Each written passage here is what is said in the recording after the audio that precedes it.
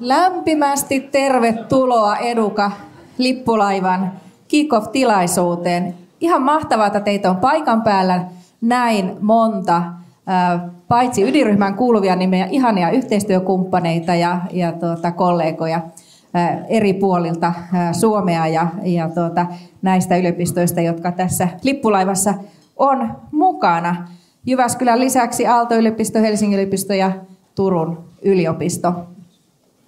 Shaping Education for Tomorrow on meidän lippulaivan tunnus, slogan, eli mikä on koulutuksen tulevaisuus. Mun nimi on Mari-Kristiina Lerkkanen ja mä oon tämän Educa lippulaivan johtaja Jyväskylän yliopistosta. Tässä on varajohtajina, mä pyydän sitten nousee ylös, Aalto-yliopistosta professori Matti Sarvimäki, Turun yliopistosta Mikko-Jussi Laakso ja Helsingin yliopistosta akatemiaprofessori Katarina Salmela. Aro ei päässyt tänään paikalle, mutta professori Jari Lavonen on sitten Helsingin varajohtajana meillä täällä paikan päällä. Lippulaivaohjelmathan on sen tyyppisiä, että niissä huippututkimuksen lisäksi tulee olla myöskin sosiaalista vaikuttavuutta ja yritysyhteistyötä. Tälle ensimmäiselle 4 vuodelle me ollaan saatu 12,6 miljoonaa rahoitusta ja optio 4 seuraavaan vuoteen. Eli jos hyvin hoidetaan homma, niin 8 vuotta voidaan sitten tästä lippulaivaperheestä nauttia. Hakemusvaiheessa meillä oli noin 50 professoria ja noin 50 senioritutkijaa mukana valmistelemassa tätä hakemusta, ja nyt jo on tullut 10 lisää. 26 kansainvälistä huippuyliopistoa lähti alkuvaiheessa mukaan, ja myöskin siihen on koko ajan nyt tulossa lisää halukkaita ja 30 yhteistyökumppania ympäri Suomea niin julkisyhteisöistä, kolmannelta sektorilta kuin yksityiseltä sektorilta. Tämän aamun parituntinen ohjelma näkyy tässä. Me on sovittu, että me puhutaan suomeksi tänään, mutta diat on meillä englanniksi. Ja siellä striimauksen päässä on vähintäänkin yhtä paljon ihmisiä etäyhteyksissä kuin meillä täällä paikan päällä. Näiden tervetuliaissanojen jälkeen sukelletaan hiukan tuonne lippulaivan maailmaan. Sen jälkeen meidän vararehtori Henrik Kunttu on luvannut avaussanat tälle lippulaivalle lausua. Sen jälkeen meidän sidosryhmistä opetushallituksesta Pia Kolatorvinen, opetusneuvosto Pia Kolatorvinen pitää puheenvuoron. Ja sen jälkeen päästään tähän sisältöön vielä oikein tiukasti, eli mikä on tämä Educan ekosysteemi, mistä on paljon puhuttu, ja mitä näillä 4 tutkimusalueella tapahtuu, ja mikä on myöskin tämän päätöksentekoon vaikuttava tietopohjainen päätöksenteko, mitä se tarkoittaa ja mitä se tutkimuksen anti siellä voi olla, ja tämän aamupäivän päättää sitten Matti Sarvimäen päätössanat. Kun me lähdettiin tätä hakemusta vuosi sitten keväällä tekemään, niin tunnistettiin 3 haastetta, jotka koulutuksen ja kasvatuksen alueella oli. Eli laskevat oppimistulokset, lisääntyvät koulupoissaolot ja katkeavat koulutuspolut, ja myöskin mitä muutoksia lisääntyvä digitalisaatio opetukseen ja oppimisympäristöihin asettaa ja miten se heijastuu oppimistuloksiin. Educan tutkimuksessa laajasti ajatellen tarkoituksena on rakentaa ekosysteemi yhdessä kasvatuksen ja koulutuksen alan tutkijoiden ja sidosryhmien kanssa, ja myöskin rakentaa laaja datainfra, joka on sitten tutkijoiden ja päätöksentekijöiden käytössä jatkossa. Tässä on paljon suunniteltu interventioasetelmia, joissa käytetään RCT-asetelmaa tai Kasi-experiment-tyyppistä designia, ja tutkitaan esimerkiksi noita teemoja, joita tuossa alla on lueteltu optimaalisista oppimiskokemuksista ja sosiaalisista oppimisprosesseista, koulun kiinnittymisestä, teknologisista ratkaisuista, niiden tehokkuudesta suhteessa oppimiseen ja sitten opettajien ja rehtoreiden kompetenssista ja hyvinvoinnista. Ja tuo impact-puoli on yhtä tärkeä lippulaivassa kuin tämä tutkimuspuoli, eli millä tavalla lippulaivan tutkimus myöskin auttaa päätöksentekoa ja sitten yritysyhteistyötä.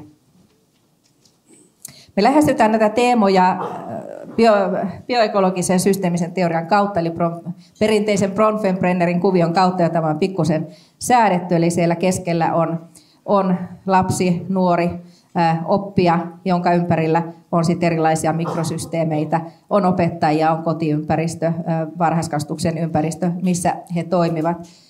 Ja sitten kun mennään laajempiin, miten opettajan koulutus, rehtoreiden koulutus, erilaiset resurssoinnit ja rahoitukset vaikuttaa näiden systeemien toimintaan ja miten sitten laajemmin poliittinen päätöksenteko ja lainsäädäntö ja hyvinvointiyhteiskunnan palvelut rakentaa koulutuksen tulevaisuutta ja miten nämä ajassa muuttuu. Ja tietysti näiden syklien välillä tapahtuva vuorovaikutus on erittäin tärkeää, miten ne vaikuttavat toinen toisiinsa. Nämä 4 tutkimusaluetta esitellään tänään vähän tarkemmin. Koulutuksen reformit ja interventiot, oppimisen variabiliteetti ja miten oppimista tuetaan, skaalautuvat digitaaliset ratkaisut ja opettajien ja rehtoreiden kompetenssit näillä 3 alueella. Tähän liittyy myös paljon julkisuutta saanut tohtorikoulutuspilotti, 3-vuotinen tohtorikoulutuspilotti, jota opetus- ja kulttuuriministeriö rahoittaa. Educa Doctoral School Pilot on ollut erittäin hakuintensiivinen ja hakupaine on ollut valtava. Kaikki yliopistot Suomessa osallistuvat erilaisella volyymilla tähän pilottiin. Ehkä joitakin lukuja nostan tässä. Jyväskylään haki 115 tohtorikoulutuksen hakijaa, Helsinkiin 196, Turkuun 120. Ja nämä ehkä kertoo siitä hakupaineesta, että jos meillä vaan on rahoitusta tämän alan tohtorikoulutukseen, niin hakijoita kyllä riittää. Seuraavaksi mä annan puheenvuoron vararehtori Henrik Kunttulle. Ole hyvä.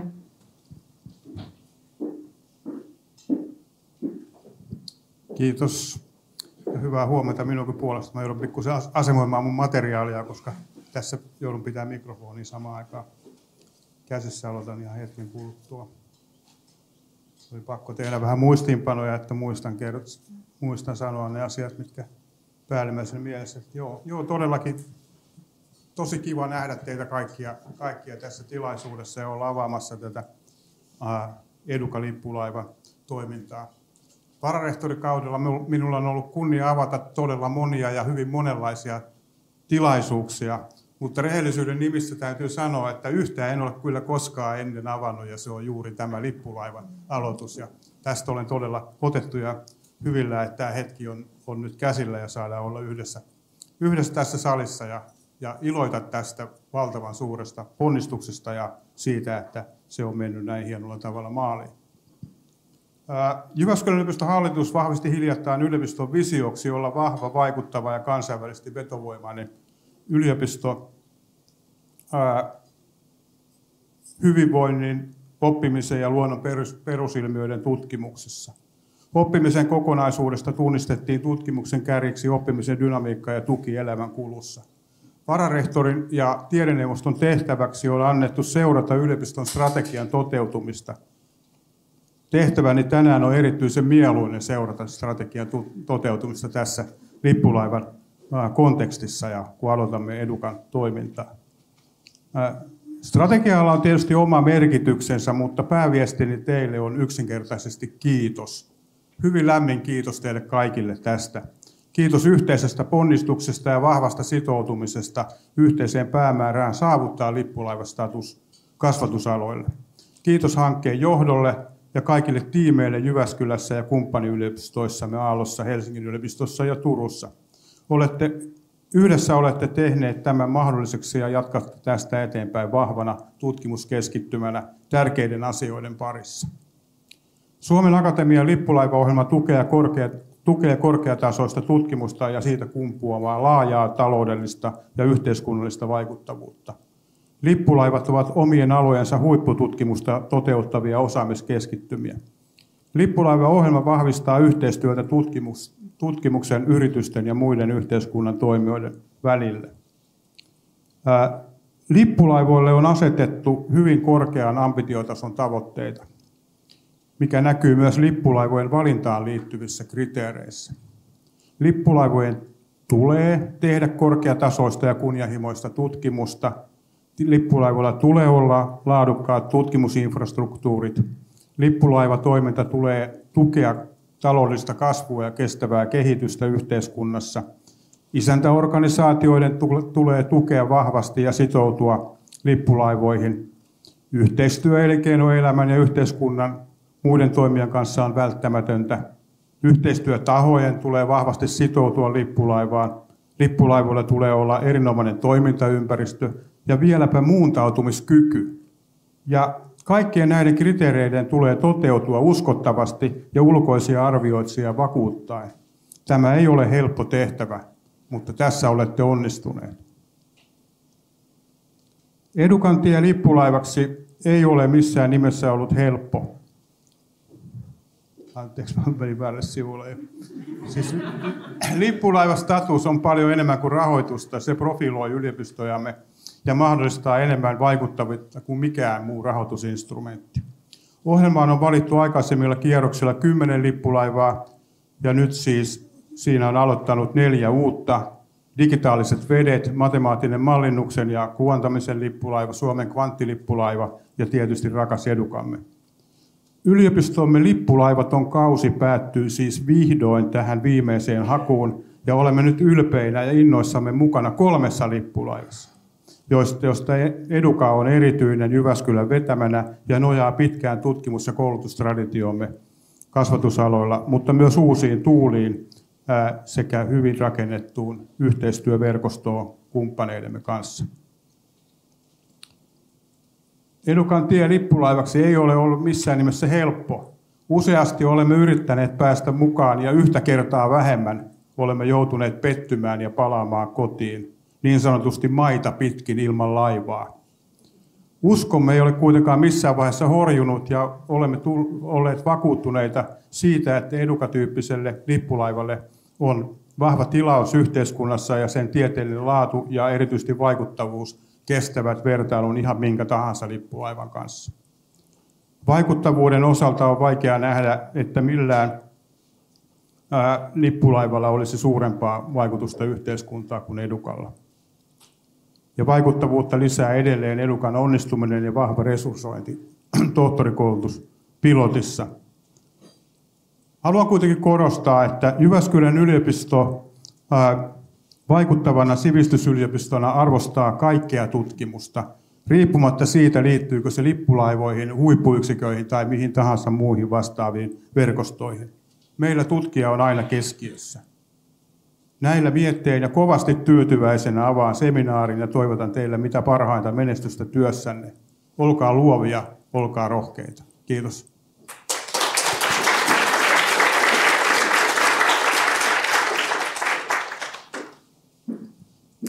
Lämmin kiitos. Seuraavaksi meillä on sidosryhmäyhteistyön kumppani, opetusneuvos Pia Kola-Torvinen. Ole hyvä.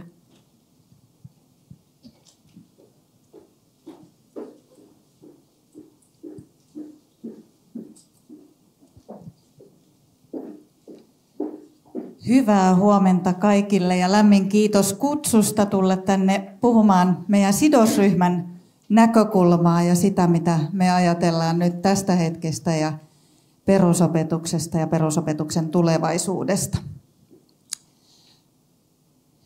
Opetushallitus on aloittanut nyt tämän kevään aikana vähän pohtimaan myös opetussuunnitelman näkökulmasta tulevaisuutta ja me ollaan kartoitettu nyt vähän sitä kokonaisuutta, että mikä kaikki vaikuttaa meidän oppijoiden oppimistuloksiin ja olemme varmaan kaikki samaa mieltä, että tämä yhteiskunnan muutos vaikuttaa meidän lasten ja nuorten elämään aika lailla ja sillä on vaikutusta myös koulun käyntiin.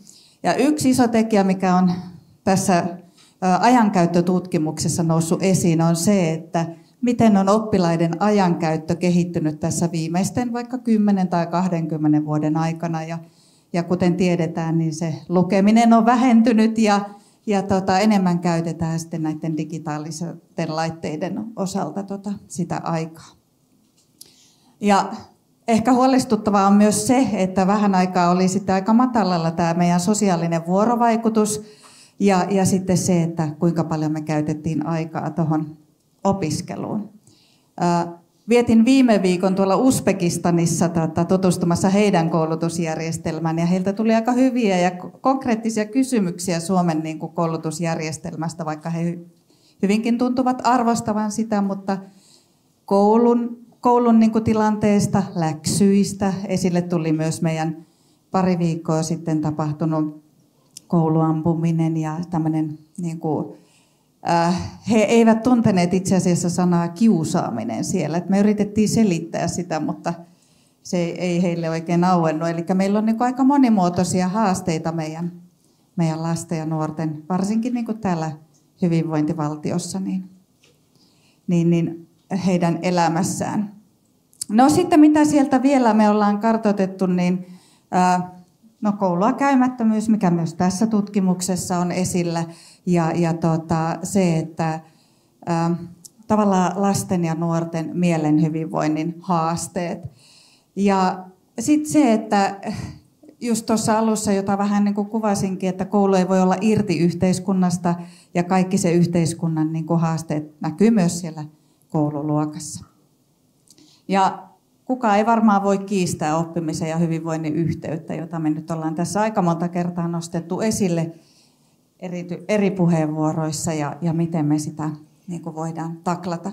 Mutta kaiken kaikkiaan tässä Educa-lippulaiva-tutkimuksessakin niin erityisesti me oltiin ilahtuneita siitä, että tässä on tämmöistä kokonaisvaltaista näkökulmaa, eri tutkimusalojen yhdistämistä, että tavallaan me saadaan se semmoinen aika laaja näkökulma siihen, että miten pitäisi viedä eteenpäin sitä kasvatusta ja koulutusta.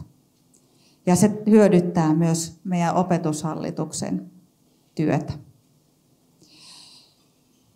No koulu ei ole myöskään ihan oma saarekkeensa, että koulu vaikuttaa koko yhteiskuntaan myös niin päin, että yhteiskunta vaikuttaa kouluun ja koulu vaikuttaa yhteiskuntaan. Ja meidän ehkä pitäisi avata sitä koulua enemmän sinne yhteiskunnan suuntaan ja myös ymmärtää nykylasten ja nuorten elämää. Se ei ole ihan samanlaista, mitä se meidän aikana oli. Ja se, että me oikeasti tuodaan esiin ja kuullaan lasten ja nuorten ääntä ja mahdollistetaan heidän osallistuminen sitten tähän yhteiskuntaan ja tutkimukseen ja kehittämiseen.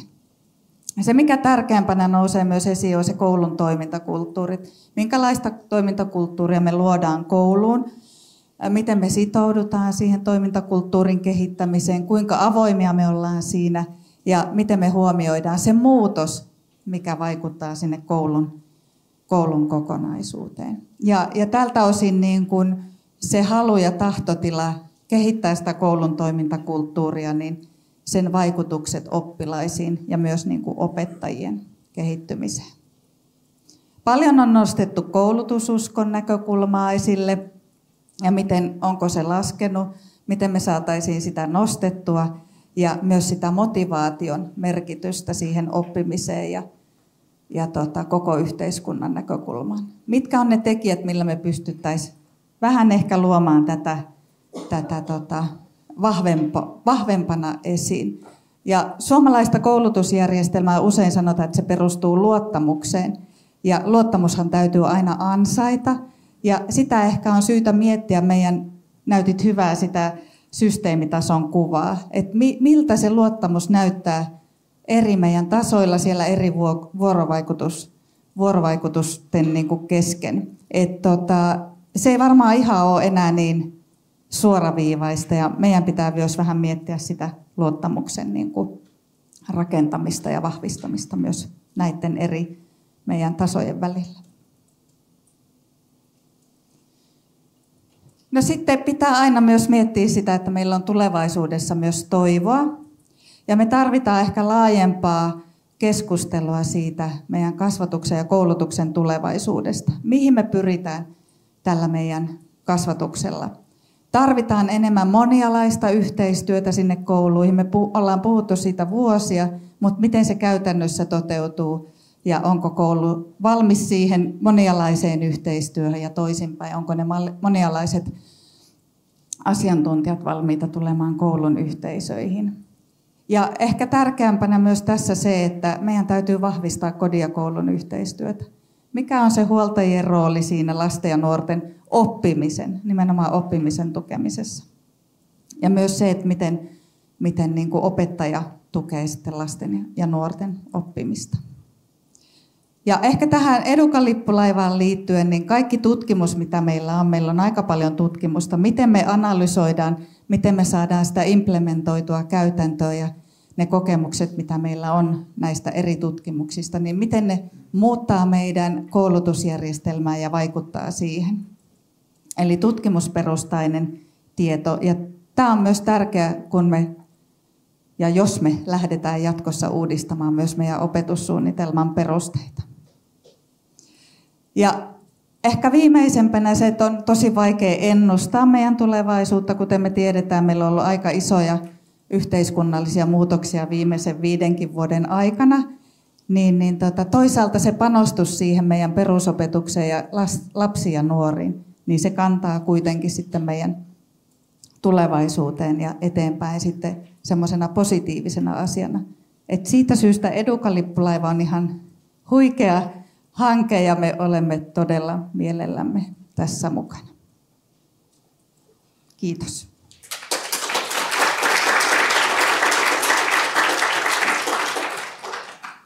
Lämmin kiitos, Pia. Pia toi tuossa esille, että monimutkaisiin ongelmiin tarvitaan monitieteisiä ratkaisuja. Ja Educa-lippulaivassahan kasvatustieteen opettajan koulutuksen lisäksi on oppimisanalytiikka, taloustieteet, psykologian eri alueet ja koulutussosiologia edustettuina. Seuraavaksi kuullaan, mitä tämä ekosysteemi oikein tarkoittaa. Ja professori Mikko Jussi Laakso Turun yliopistosta avaa meille tätä ajattelua. Ole hyvä, Mikko.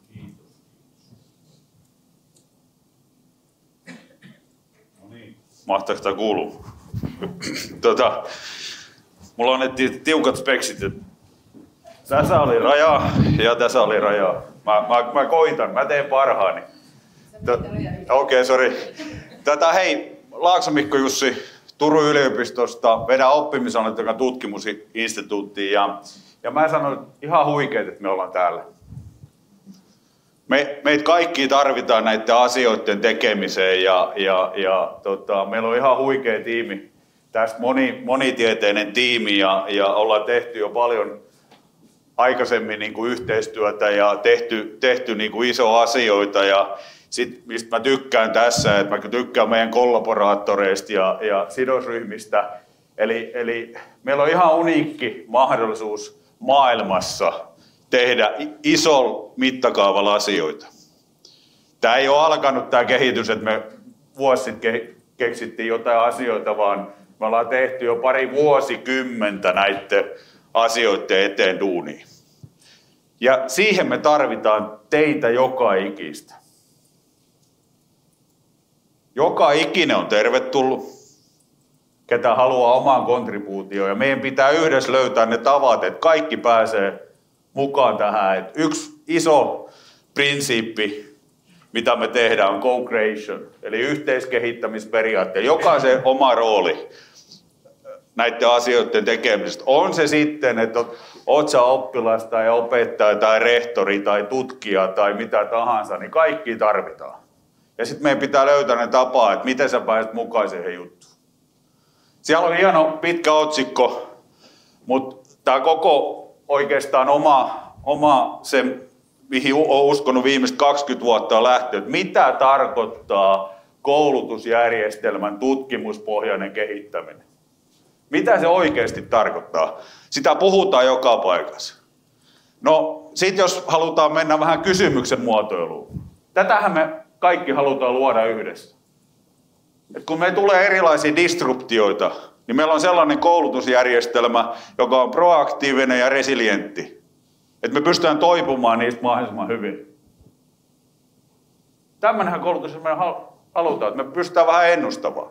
Mitä se tarkoittaa? Nykyään hienoja sanoja on siis koneoppiminen ja tekoäly. Et jos me halutaan tietojohtamista käyttää, niin number one asia on se, että miten me pystytään keräämään luotettavaa tietoa isolla mittakaavalla tuolla meidän koulutusjärjestelmästä. Kaikkea, on se sitten tilastollista tai koneoppimista tai tekoälymenetelmä, ilman luotettavaa dataa me ei pystytä juurikaan tekemään mitään. Ja se on number one asia. Sen jälkeen on helppo tehdä se, että kun meillä on luotettavaa dataa, me voidaan oppimisvajeita, oppimisvaikeuksia tunnistaa, me voidaan tehdä niihin erilaisia interventioita, joka parantaa tiettyjä tilanteissa. Ja sitten tulevaisuudessa voidaan ennustaa ja ehkäistä niitä, että niitä ei syntyiskään. Ja sitten kun meillä on tämä yksi iso teema, tämä learning variability tässä, on se, että sitten kun niitä haasteita tulee ja sun muuta, niin ei ole mitään, että siellä on joku yksi digitaalinen interventio tai joku, että se ratkaisee kaikki ongelmat. Ei, vaan meidän pitää pystyä kehittämään ja oppimaan siitä, että mikä interventio toimii missäkin tilanteessa.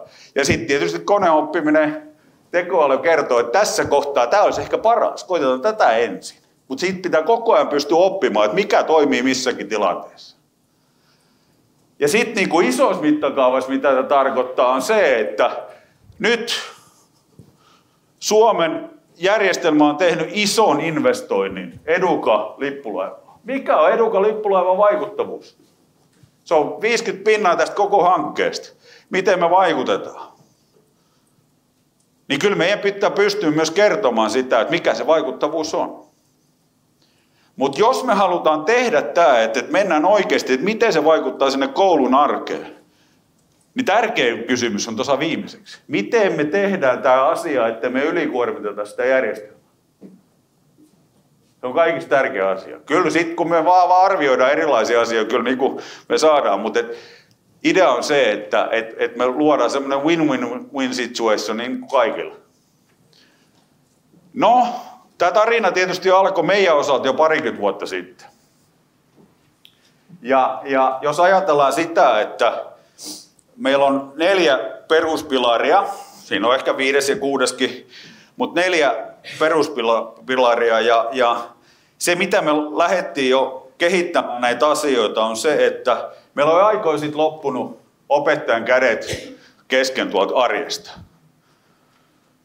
Mutta se, että nyt yksi tärkeä pointti tässä Educassa on se, että mehän tiedetään monia asioita, mitkä toimii, mitkä parantaa oppimista. Mutta nykypäivän se oikeasti se kysymys on, että what scales up?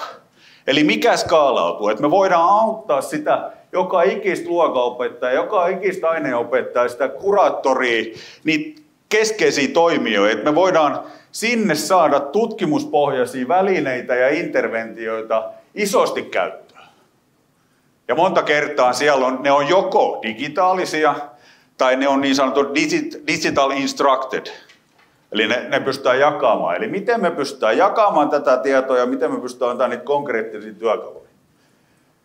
Ja ensimmäinen pilari oli se, että ei meidän opetusmoodi hirveästi ole muuttumassa seuraavan 5 vuoden aikaa, että se on ryhmäpohjaista. Eli tätä me lähdettiin jo tekemään. Eli miten me pystytään parantamaan ja ehkä vähän jopa tehostamaan sitä luokkapohjaista opetusta sille, että oppimisesta tulisi vähän yksilöllisempää siellä luokkaopetuksessa ilman, että opettaja tarvitsisi kauheasti miettiä niitä asioita. Näihin asioihin meillä on tehty digitaalisia ratkaisuja, ne on 70% suomalaisista koulussa käytössä. Perusasioiden oppimiseen. Matematiikka, äidinkieli, kielet sun muuta. Se levii tuolla koko ajan. Mutta niin tutkijana mulla on siis sellainen, että sehän on tapa, että miten me pystytään keräämään luotettavaa tietoa tyypillisesti kerran viikosta oppijoiden arkielämästä. Sitten, tämä on niin sellainen, sitten kun me tehdään vähän tämmöistä toisen tyyppistä, eli tämmöistä pisteittäistä arviointia, että ollaan esimerkiksi 2-vuotista esiopetusta arvioitu, mikä se vaikuttavuus tietyllä ulottuvuuksilla, tai tehdään kuntayhteistyössä, tehdään tämmöisiä arviointia. Ja silloin kun me pystytään nämä yhdistää, tämäkin on tapa kerätä pisteittäin laajaa tietoa sieltä kentältä, niin sitten kun me pystytään nämä yhdistämään, niin ja me pystytään aika hyvin niiden kentän toimijoiden päätöksentekoa tukemaan. Ja nyt me tullaan siihen tilanteeseen, että opettaja saa tuolta tietoa, rehtori saa täältä tietoa ja niitä pystytään yhdistämään. Ja nyt me tullaan siihen tilanteeseen, että nyt me tiedetään jo, että yksilöllisesti, että todennäköisesti tällä oppijalla on tällainen haaste. Sillä on tällainen oppimisvaje. Se on ihan kiva tietää, mutta mulla on aina lähen sydäntä ollut se, että nyt pitäisi tehdä jotain. Ja siinä tulee tämä sama asia, että sitten me mennään tuonne oppimisen tuen puolelle. Eli miten me pystytään tekemään tämmöisiä oikeasti yksilöllisesti skaalautuvia interventioita sinne, että me voidaan auttaa juuri sitä lasta tässä kohtaa sillä oikeanlaisella toimenpiteellä. Ja täältäkin meillä tulee tietoa, että opitaan, että mikä toimii kenellekin. Ja sitten kun me pistetään nämä kaikki yhteen, niin puhutaan oppimisen tietojohtamisesta. Eli voidaan katsoa sitä samaa tietoa. Että tietysti se opettaja saa sen lapsikohtaisen palautteen vaikka jostain isosta arvioinnista. Rehtori saa sen koulukohtaisen palautteen. Sivistystoimi saa sen kuntatasoisen. Ja sitten periaatteessa voitaisiin katsoa Suomen mittakaavalle, että miten meidän opetus menee. Tietysti täällä on pohjalla, eli näitä kaikki niitä asioita, mitä me ollaan tehty, niin Oppimisalan tutkimusinstituutti kehittää Ville oppimisympäristöä. Tämä on nyt oikeasti tapahtuu tällä hetkellä. Tämä ei ole semmoista, mitä tapahtuu 5 vuoden päästä. Näitä kaikki asioita tapahtuu juuri tällä hetkellä tuhansissa luokkahuoneissa Suomessa tänään. Ja sitten tietysti se, että mikä tähän tulee mukaan, Matti puhuu varmaan omassa puheenvuorossa, niin meillä on ihan huikea määrä avointa rekisteritietoa, ei se välttämättä aina avointa ole, mutta rekisteritietoa, jolla me voidaan yhdistää tähän tutkimukseen. Et meillä on ihan uniikki tilanne täällä Suomessa. Ja sitten mä kerron meidän tarinasta tosta, mutta mä haluan uudestaan painottaa siis sitä, että miten tämä koko homma on alkanut alun perin. Ja mikä periaate meillä on täällä Edukassa? Yhteiskehittäminen. Meidän kohdalta se on tarkoittanut opettajille juttua. Ensimmäisestä päivästä, että mitä me kehitetään, niin kehitetään yhteistyö heidän kanssa. Ne asiat. Että ne tukee sitä. Että se on juuri sitä, mitä niiden pitää tehdä siellä, eli mitä pitää opetussuunnitelman mukaan opettaa. Se parantaa sitä asiaa ja se oikeasti auttaa niitä opettajia arkielämässä. Ja me käytännössä säästetään heillä aikaa. Ja mitä se nyt tällä hetkellä tarkoittaa, että 100 miljoonia juttuja tehdään joka vuosi ympäri Suomea. Ja yhtä lailla tässä Edukassa me halutaan kaikki, että mikä ikinä sidosryhmä, niin tehdään yhteistyössä teidän kanssa.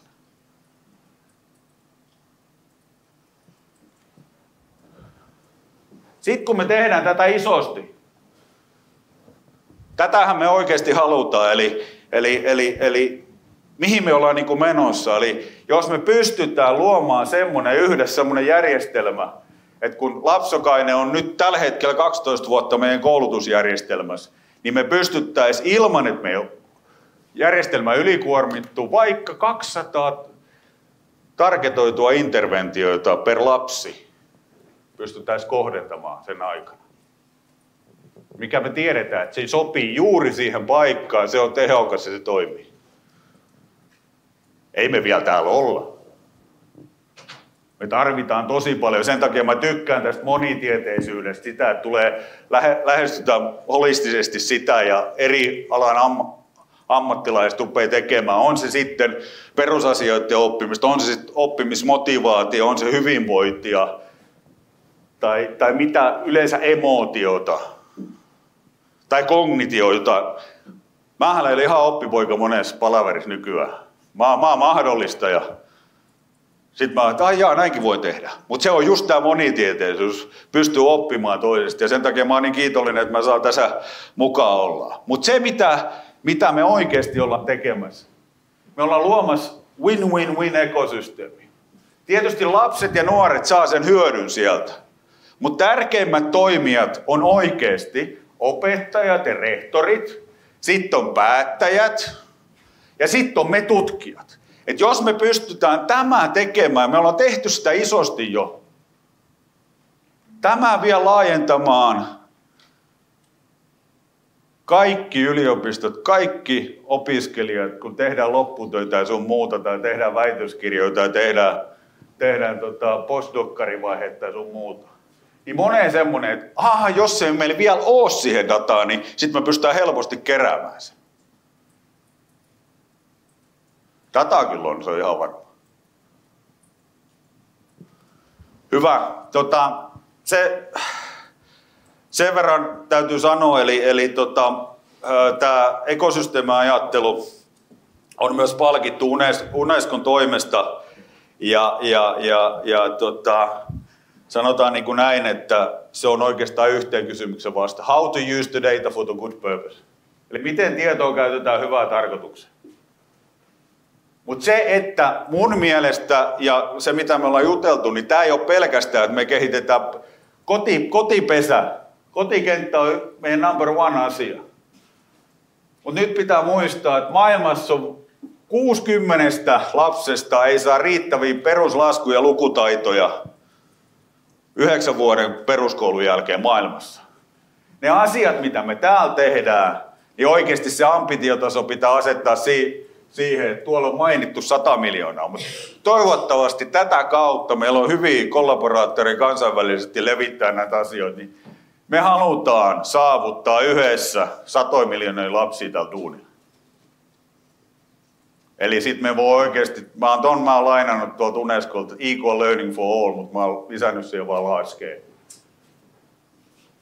Mut kiitos.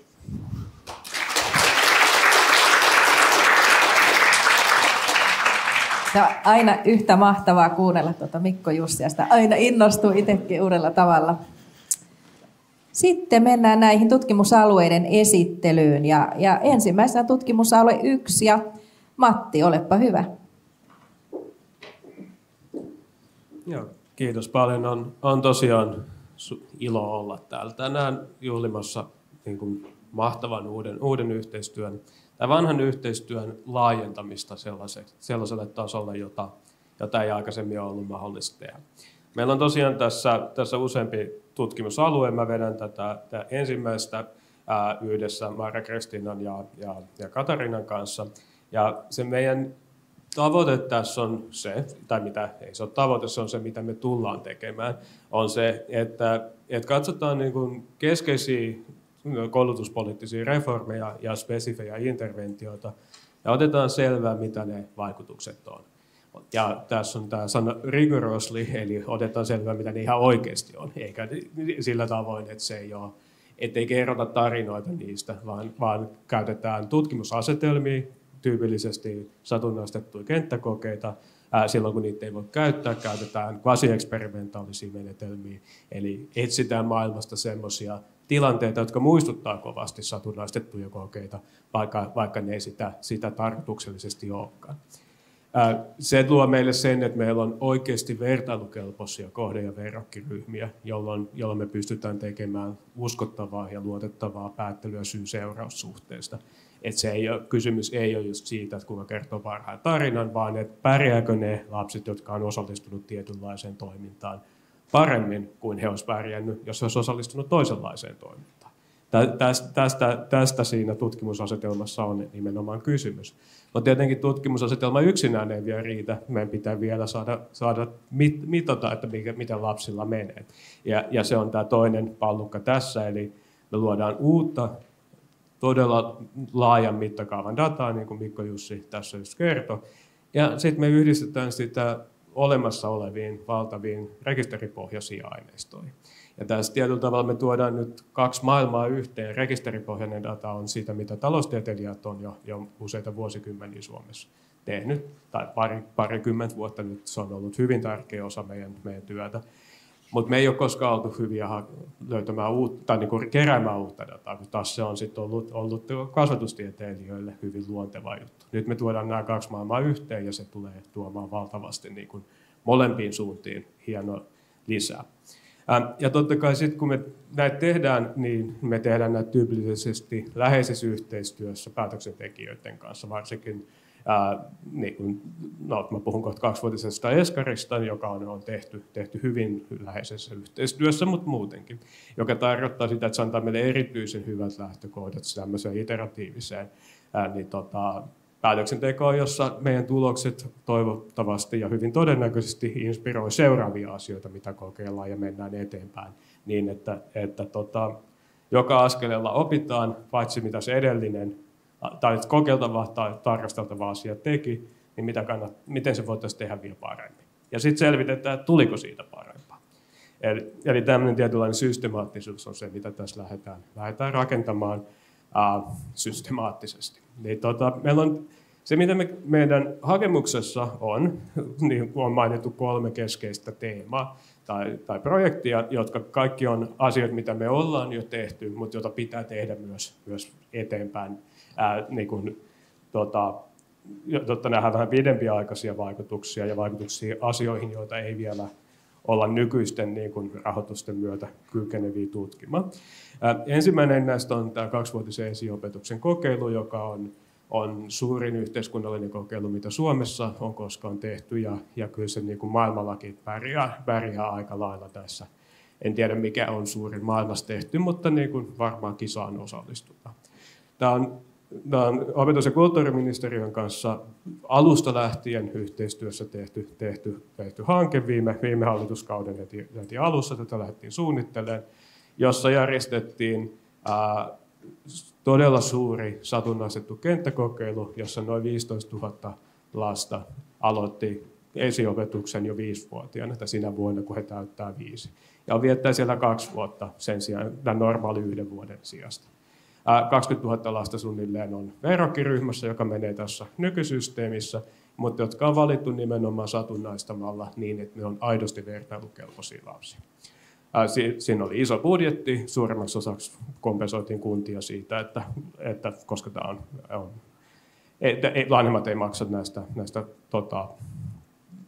maksuja, niin sitä piti kompensoida. Tutkimukseen ei niin hirveästi siitä rahaa sitten kuitenkaan tullut, mutta tässä keskeistä oli myös se, että tässä oli kokeilulaki. Tämä tehtiin niin kuin toista kertaa Suomessa tavalla, joka on, jossa perustuslakivaliokunta käy sen läpi ennen kuin se tehdään, jotta kaikki on varmasti kunnossa. Tämä on toimintamalli, mitä mä uskon, että me tullaan näkemään jatkossa myös enemmän. Tässä kohtaa mä löysin sen porukan, joka tässä on nyt tätä lippulaivaa rakentamassa. Eli siinä vaiheessa, kun piti alkaa sitten arvioida, että mitäs niillä lapsilla menee, niin taloustieteilijät ei enää sitä osaa tehdä, mutta onneksi me löydettiin toisemme, nyt me tehdään todella massiivisia arviointeja. Tässä nyt ensimmäisen luokan niin syksyllä 60 000 lasta osallistuu jo näihin arviointeihin, ja tarkoitus on nyt jatkaa tätä 9-luokan loppuun, tai 9-luokalle asti. Eli vuoteen 2033, jolloin lippulaivakin on jo valmis. Yhdistetään nämä sitten rekisteridataan, ja itse asiassa se on paitsi antaa meille hienon todella yksityiskohtaisen käsityksen näiden lasten taustaominaisuuksista, myös mahdollistaa sen, että näitä lapsia tullaan seuraamaan itse asiassa heidän koko elämänsä aikaan rekisteridatassa, ja itse asiassa ylikin, eli me voidaan hyvin, aikanaan voi jo tutkia, tulevaisuuden tutkijat voi katsoa, mitä heidän lapsilleen tapahtuu, tai lapsenlapsillekin. Me ollaan rakennettu tämä alusta lähtien niin, että se menee kansallisarkistoon, tämä data, ja se on pitkäaikainen investointi. Toinen keskeinen interventio tässä, jota ollaan jo pitkään tehty, on tämmöinen syrjinnän ja rasismin vastainen interventio, jota Valter ry on tehnyt jo reilu vuosikymmenen. Meillä on täällä tänään Jan ja Nikikin, vilkutatteko te, että kaikki näkee, ketä te olette, joiden kanssa kannattaa ehdottomasti tässä tauolla jutella. Eli he on pitkään pyörittäneet todella lupaavaa ja jännittävää interventiota, jossa käsitellään ennen kaikkea niin kuin sitä, että mitä on olla suomalainen silloin, kun vanhemmat ei ole Suomesta. Millä tavoin me opitaan elämään kunnolla yhdessä, millä tavalla, niin kuin, ehkä osaatte kertoa sen paremmin, mutta se on todella, kun sitä käy katsomassa, on hyvin vaikuttunut. Mitä me halutaan tietää on se, että kuinka paljon se tosiaan vaikuttaa siihen, millaista arkea lapset elää. Ja sitä varten on kerätty myös taas Mikko Jussin Puljun kanssa tehty yhdessä tämä halusta lähtien, että kerätään tietoa, mitä meillä ei ole kerätty aikaisemmin Suomessa. Me tiedustellaan lapsilta, ketkä on heidän parhaita ystäviä, ketä kiusataan, kuka kiusaa siinä luokassa.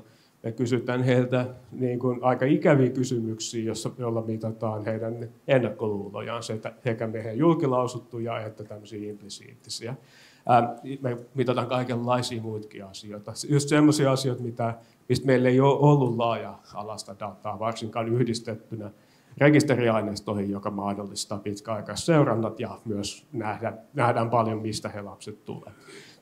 Tässä datassa yksinään on noin 30 000 lasta ja siitä tulee toinen merkittävä aineisto, jolla voi tehdä itse asiassa paljon muitakin asioita tutkia kuin vain tämän intervention vaikuttavuutta.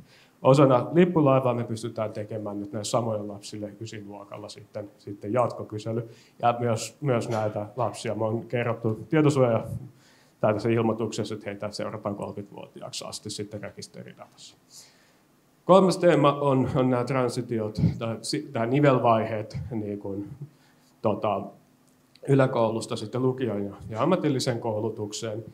Tämä on myös teema, jota monet meistä on pitkään tutkinut. Ja tässä on erityisesti on tarkoitus katsoa tätä niin oppivelvollisuuden laajentamisen merkitystä ja se tarveperusteisen rahoituksen vaikuttavuutta, mutta myös sitä toisen asteen koulutuksen osallistumisen vaikutuksia yksilöihin. Tämä tulee olemaan suurimmaksi osaksi quasi-eksperimentaalista työtä, joskin me jo nyt käydään keskusteluita siitä, että tarveperusteiseen rahoitukseen liittyvien niin spesifien toimien tutkimisesta sitten satunnaistetulla kenttäkokeella. Toistaiseksi tätä työtä on tehty näillä rekisteridatoilla, mutta me varmasti tullaan laajentamaan tätä. Nyt kun tämä datainfrastruktuuri kehittyy, me voidaan oppia ihan uusia asioita.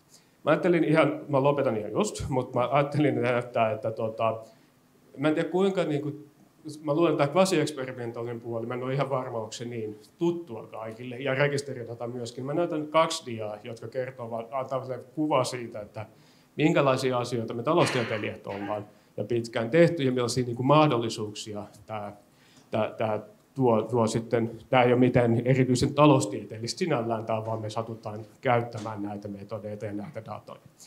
Eli tämä esimerkki koskee kysymystä, että miten se saa toisen asteen tai pääsee toisen asteen koulutukseen, miten se vaikuttaa riskiin tehdä rikoksia. Ja tämä on tietenkin, meillä on dataa siitä ihmisten koulutuksesta, meillä on dataa tuomioista, ja tietenkin niistä me nähdään, että ne ihmiset, joilla on korkeampi koulutus, tyypillisesti tulee harvemmin tuomituksi rikoksesta kuin ihmiset, joilla on esimerkiksi vähän vaikka peruskoulun varassa. Mutta totta kai ei se vielä kerro meille, mikä se vaikutus on, koska nämä on niin monella tavalla erilaisia ihmisiä, eikä me koskaan voida kontrolloida kaikkia asioita tilastollisesti, jotka on merkittäviä. Suurin osa niistä asioista on niin kuin syvästi havaitsemattomia, joten me ei voida niin kuin vaan ajaa regressiota, jos on paljon kontrolleita. Se, mitä mun kollegat Kristiina Huttunen, Tuomas Pekkarinen, Roope Uusitalo ja Hanna Virtanen on tehnyt, on käyttää niin sanottu regressio-epäjatkuvuusmenetelmä.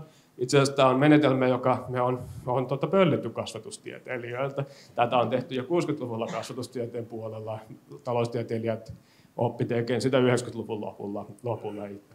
Ja se idea on se, että mitä me katsotaan tuossa, on se, että otetaan yhteisvalintarekisteri, josta me nähdään, että kuinka lähellä kukin nuori oli siitä, että he pääsi johonkin toiseen asteen koulutukseen. Eli jos me katsotaan tuota kohtaa, niin kaikki täällä vasemmalla olivat, nämä on 90-luvun lopulla niin peruskoulusta valmistuneita nuoria. niin ne on niitä lapsia, joille ei vaan pisteet riittänyt siihen, että ne olisi päässyt mihinkään.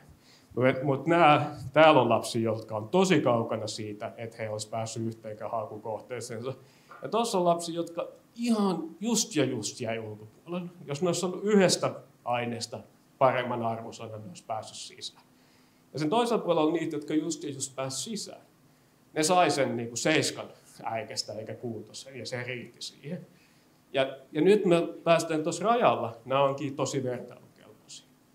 Meidän ei mitä järkeä vertailla niitä, joilla on 10 keskiarvo, niihin, joilla on 5 keskiarvo, ja kaikki muutkin asiat varmasti erilaisia.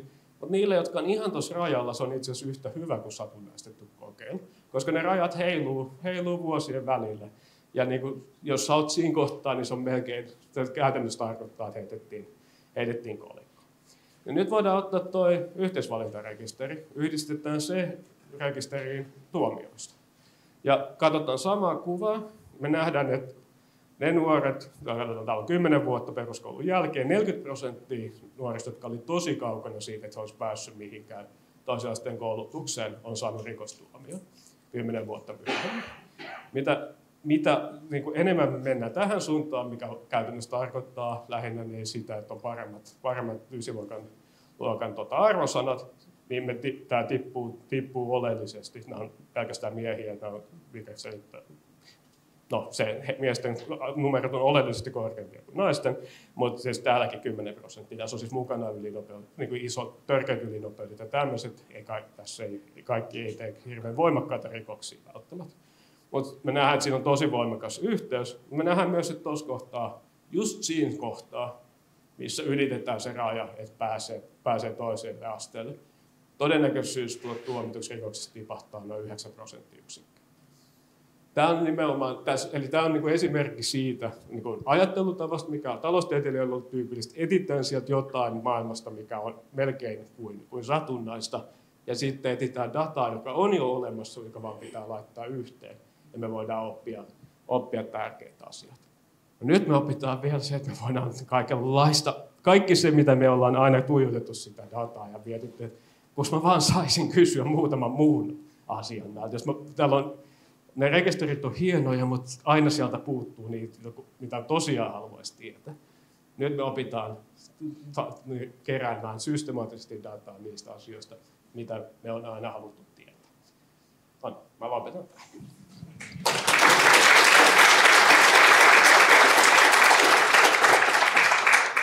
Kiitos Matti, ja ihan mahtavaa, kun opetit meitä kaikkia, että mitä taloustiede tarkoittaa tässä. Sitten siirretään tutkimusalueeseen 2. Katja sieltä esittelen tätä.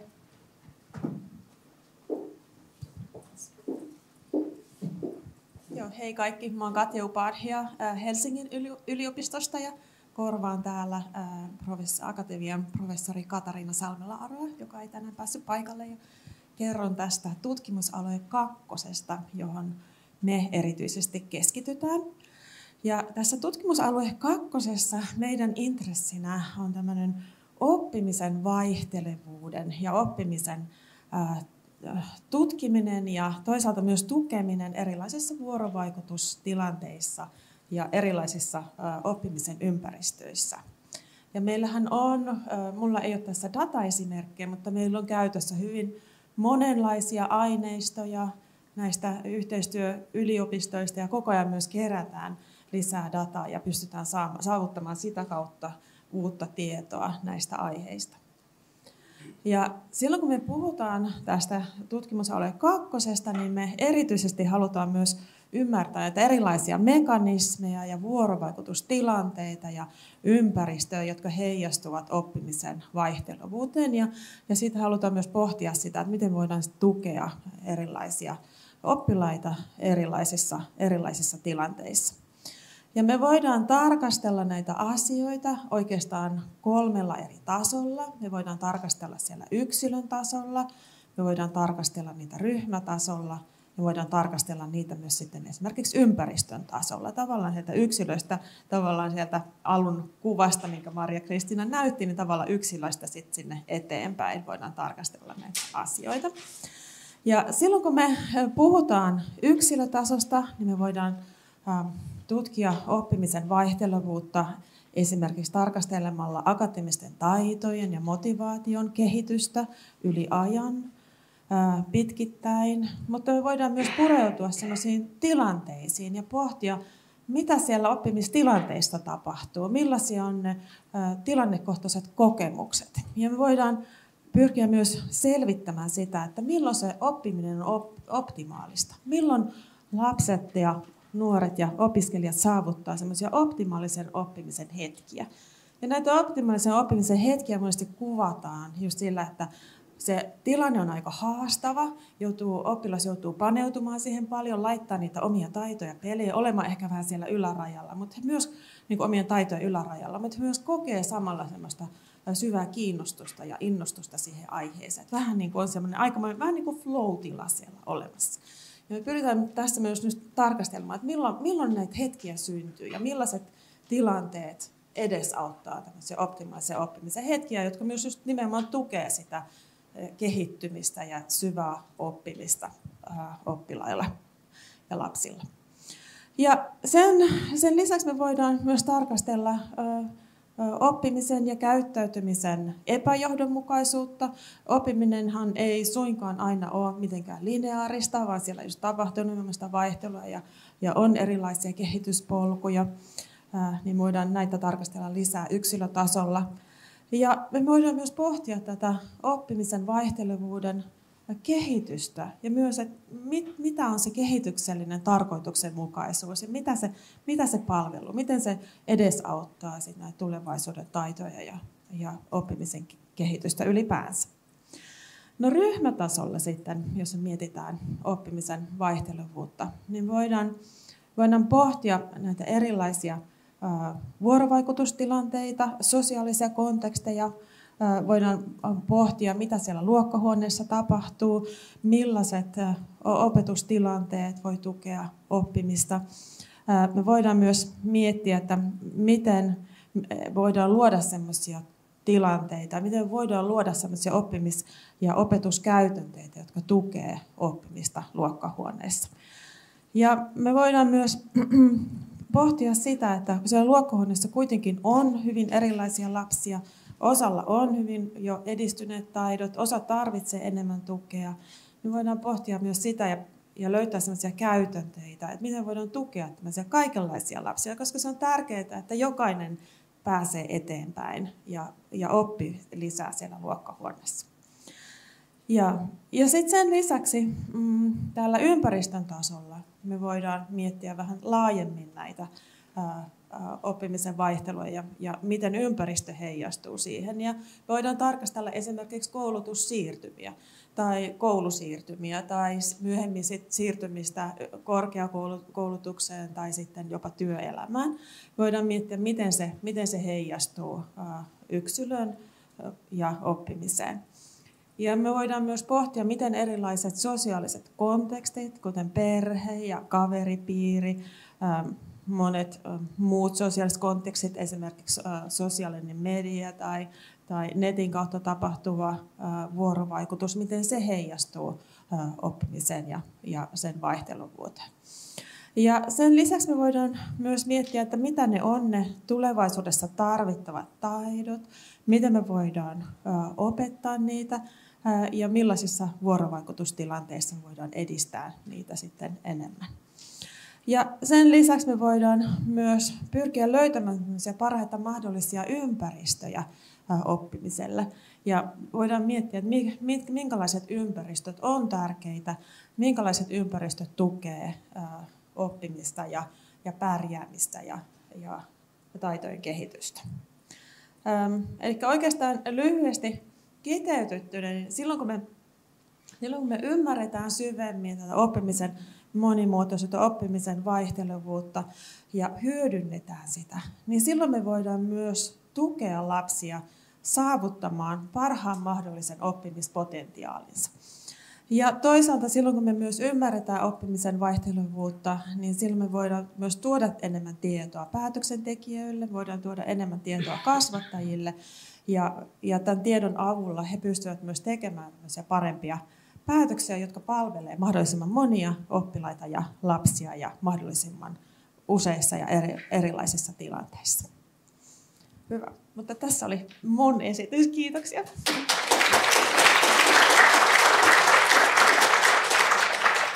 Kiitos Katja.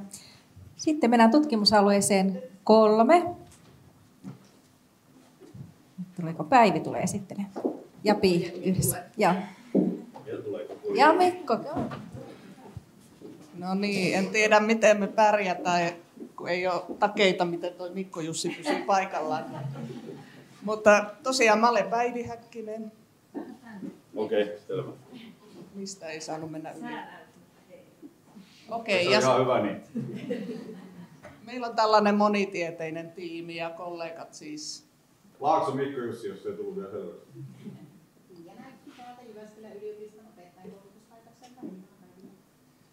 Joo, ja mehän edustetaan tätä digitaalisten ratkaisujen oppimisessa opetuksessa aluetta. Tavoitteena tutkia sekä vaikuttavuustutkimuksen keinoin että muuten näitä pedagogisesti tarkoituksenmukaisia ratkaisuja, myös skaalautuvia ja joustavia sellaisia. Ja me ollaan ehkä niin kun edustetaan tämmöistä oppimistutkimuksen näkökulmaa, Mikko Jussi tietojenkäsittelytiedettä, ja tällä alueella tulee toimia hyvin monitieteinen tiimi.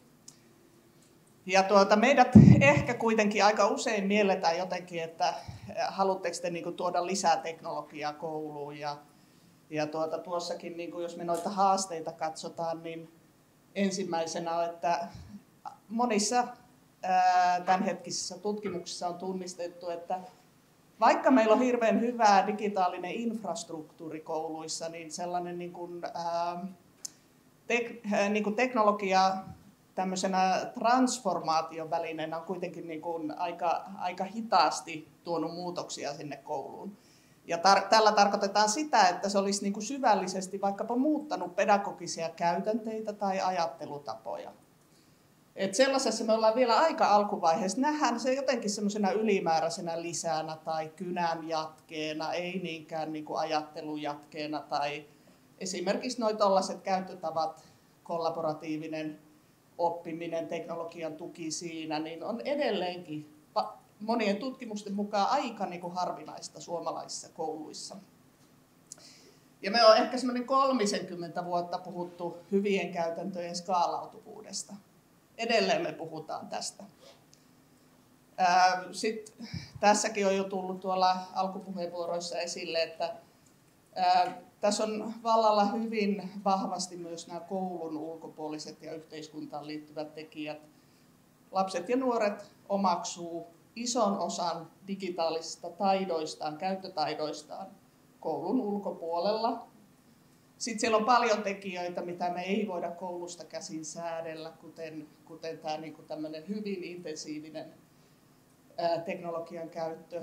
Esimerkiksi aivotutkijat on jo kiitettävästi tuonut uutta tietoa sen vaikutuksista esimerkiksi tämmöiseen multitaskaamiseen ja näin päin pois. Mutta meillä puuttuu se kokonaiskuva ja oikeastaan niin sellaisten juuri syiden ymmärrys. Hyvin helposti se julkinen keskustelu menee kauhean mustavalkoiseksi. Kielletäänkö ne kännykät oppitunnilla vai ei? Ja nyt meillä on niin kuin haasteena yrittää muodostaa sitten, tai tullaan muodostamaan niin kuin kokonaiskuvaa nimenomaan tieteelliseen tutkimukseen pohjautuen. Et kuitenkin se teknologian vaikutus on aina epäsuora. Ja me ei voida niin kuin nähdä niitä vaikutuksia yleensä välittömästi, vaan niin kuin ne tulee sellaisina vähittäisinä muutoksina vähän pidemmällä aikajänteellä. Ja niin onhan, sanotaan nyt Suomessakin 30 vuotta tutkittu teknologian opetuskäyttöä. Et on tehty paljon vaikuttavuustutkimuksia, on tehty kokeellista tutkimusta yksittäisten sovellusten oppimisvaikutuksista, on tehty design-tutkimusta ja edelleen me ihmetellään, että miksi mikään ei muutu siellä koulussa. Ja tässä me ollaan aika samoilla linjoilla tuossa tutkimusalue 2. nimenomaan tämän oppimisen vaihteluteeman äärellä ja ajatellaan, että tarvitaan sen kaltaista tutkimusta, että miten teknologiaa, niin minkälaiset ratkaisut toimivat kenelle, keille, kaikille, minkä olosuhteiden vallitessa. Eli myös meillä on tarkastelukohteena tämä niin kuin within person vaihtelu ajassa. Et monet näistä aiemmista tutkimuksista on kohdistunut niin kuin vaikuttavuudeltaan aika lyhyen aikavälin vaikutuksiin. Tai sitten tämmöiseen niin kuin vaikutusten keskimääräiseen suuntaan, mutta ei ole päästy niin kuin tähän vaihtelevuusasiaan oikein vielä käsiksi. Eli niin kuin lyhyemmän ja pidemmän aikavälin seurantaa, sitten näitä ryhmätasolla vaihtelua, yksilöiden välistä vaihtelua, ryhmien välistä vaihtelua on niin ikään tarkoitus tässä kolmosalueella teknologiatuetuissa ympäristöissä tarkastella. Ja sitten niin ikään tällä alueella hyvin luontaista on myöskin tämä niin kuin lasten ja nuorten hyvin moninainen teknologian käytön konteksti ja tämmöinen kontekstuaalinen niin kuin vaihtelu on hyvin tärkeä myöskin huomioida. Eli me lähdetään niin ikään liikkeelle olemassa olevista aineistoista ja pyritään luomaan tämmöinen niin kuin synteesi ja kokonaiskuva tämänhetkisestä tilanteesta, erityisesti nyt Suomen kouluissa. Mutta sitten meillä on 2 tällaista isompaa päälinjaa tässä, eli pyritään ymmärtämään tätä oppimisen vaihtelevuutta erityisesti Mikko Jussin viittaamassa tällaisessa, no ehkä tällä hetkellä ryhmätason interventioihin liittyen, mutta erityisesti sitten jatkossa tämmöistä tekoälypohjasta oppimisanalytiikkaa hyödyntäen skaalata näitä kokeiluja myös huomattavasti laajemman ja ymmärtää sitä vaihtelua huomattavasti niin kuin laajemmassa skaalassa. Ja tulevaisuudessa jopa nähdä tällaisia niin kuin personoituja oppimisen polkuja ja niiden avulla niin kuin yksilöllisiin oppimisen tarpeisiin vastaamista. Ja sitten toinen tämmöinen niin kuin rohkea tulevaisuuteen katsova tutkimuslinja, jossa meillä on tarkoitus tämmöistä kvasi-eksperimentaalista tutkimusta tulla toteuttamaan tulevaisuuden koulutuksen ihan uuden tyyppisistä muodoista, hybrideistä, blended learning ratkaisuista, joissa ajatellaan tämmöistä hyvin vahvasti tätä kontekstuaalista vaihtelua ja uuden tyyppisiä koulutuksen muotoja, jotka edelleen kuitenkin niin kuin nyrkkisääntönä pidetään sitä niin kuin pedagogista tarkoituksenmukaisuutta ja laadukkuutta niin kuin taustalla vahvasti. Mut Mikko Jussi, kerrotko muutaman sanan? Joo, nyt katsotaan, miten mä pysyn paikallani. Mutta tämä on niinku mun mielestä se, mitä Päivi just tästä kertoi, niin tämä on niinku ihan huikeet. Eli mä pistän nyt tuohon oppimisanalytiikan tutkimusinstituuttiin ihan taustoja on se, että tämä on se, mä palaan siihen mun ekaan puheen, että tämä on ihan huikeita nyt, että me lähdettiin tutkimaan joku, että mikä on vaikutus oppimiseen erilaisiin digitaalisiin ratkaisuille, että se parantaa oppimista, eli esimerkiksi jos vaikka matematiikan opintopolkua kerran viikossa käytäisiin, niin 2 vuodessa saat melkein puolen vuoden etumatkan muuhun. Ei lisätä, vaan korvataan yksi oppitunti viikossa ja silleen lähdettiin katsoa. Ja nyt kun ajatellaan tätä, että minkälaista porukkaa täällä on ja kun mä oon sanonut silleen, että meidän pitää varmistaa se, että meidän jokaisen lapsukaisella, ei Suomessa, mutta maailmassa on peruslasku- ja lukutaito. Sitten meidän pitää varmistaa niille, että niillä on tämmöisen kriittisen ajattelutaito. Ja sitten mä voisin puhua niin kuin ohjelmoinnin sen ajattelun niin kuin taidosta, että ymmärretään, että miten maailma toimii meidän ympärillä. Ja nyt tässä ekosysteemi pääsee tekemään on se, että esimerkiksi sieltä tutkimusalueesta ykkösestä niin päästään yhdistämään taloustieteen osaaminen siihen asiaan. Tai sitten tämä Jyväskylässä, missä on niin kuin esimerkiksi tehty lukemiseen ja siihen vaikuttavia tekijöitä, päästään keräämään sitä asiaa. Tai sitten niin kuin haetaan siellä tutkimusalueessa 2, niin optimal learning momentteja haetaan. No siellä on takana tietysti varmaan hyvinvointi tai Niina tekee yksinäisyystutkimus, että miten nämä kaikki asiat vaikuttaa, että pystytään niin kuin yhdessä lähestyä moniulotteisesti. Sen mä voin sanoa, että esimerkiksi tämä matematiikan opintopolku, niin tätä on tutkittu about 10 maassa, se on globaali fenomena, että me pystytään parantamaan oppimista. Mutta me ollaan vasta riipastu sitä pintaa. Eli se, mitä niin kuin tässäkin sitten taas kolmosessa, niin kollaboratiivinen oppiminen, tuodaan nekin ulottuvuudet. Ja sitten sen jälkeen tutkimusalue 4, mikä on niin kuin opettajien ja rehtoreiden kompetenssi. Miten me disseminoidaan se tieto, mitä sieltä tulee. Tämä on huikea, siis mä sanoin, että tämä on ihan huikea kombinaatio. Ja päästään tämmöiseen monialaisiin, pitkäkestoisiin tutkimuksiin ja saadaan niitä oikeasti selville, niitä isoja asioita. Mutta niin kuin mä oon sanonut, mä aina tulee takaisin.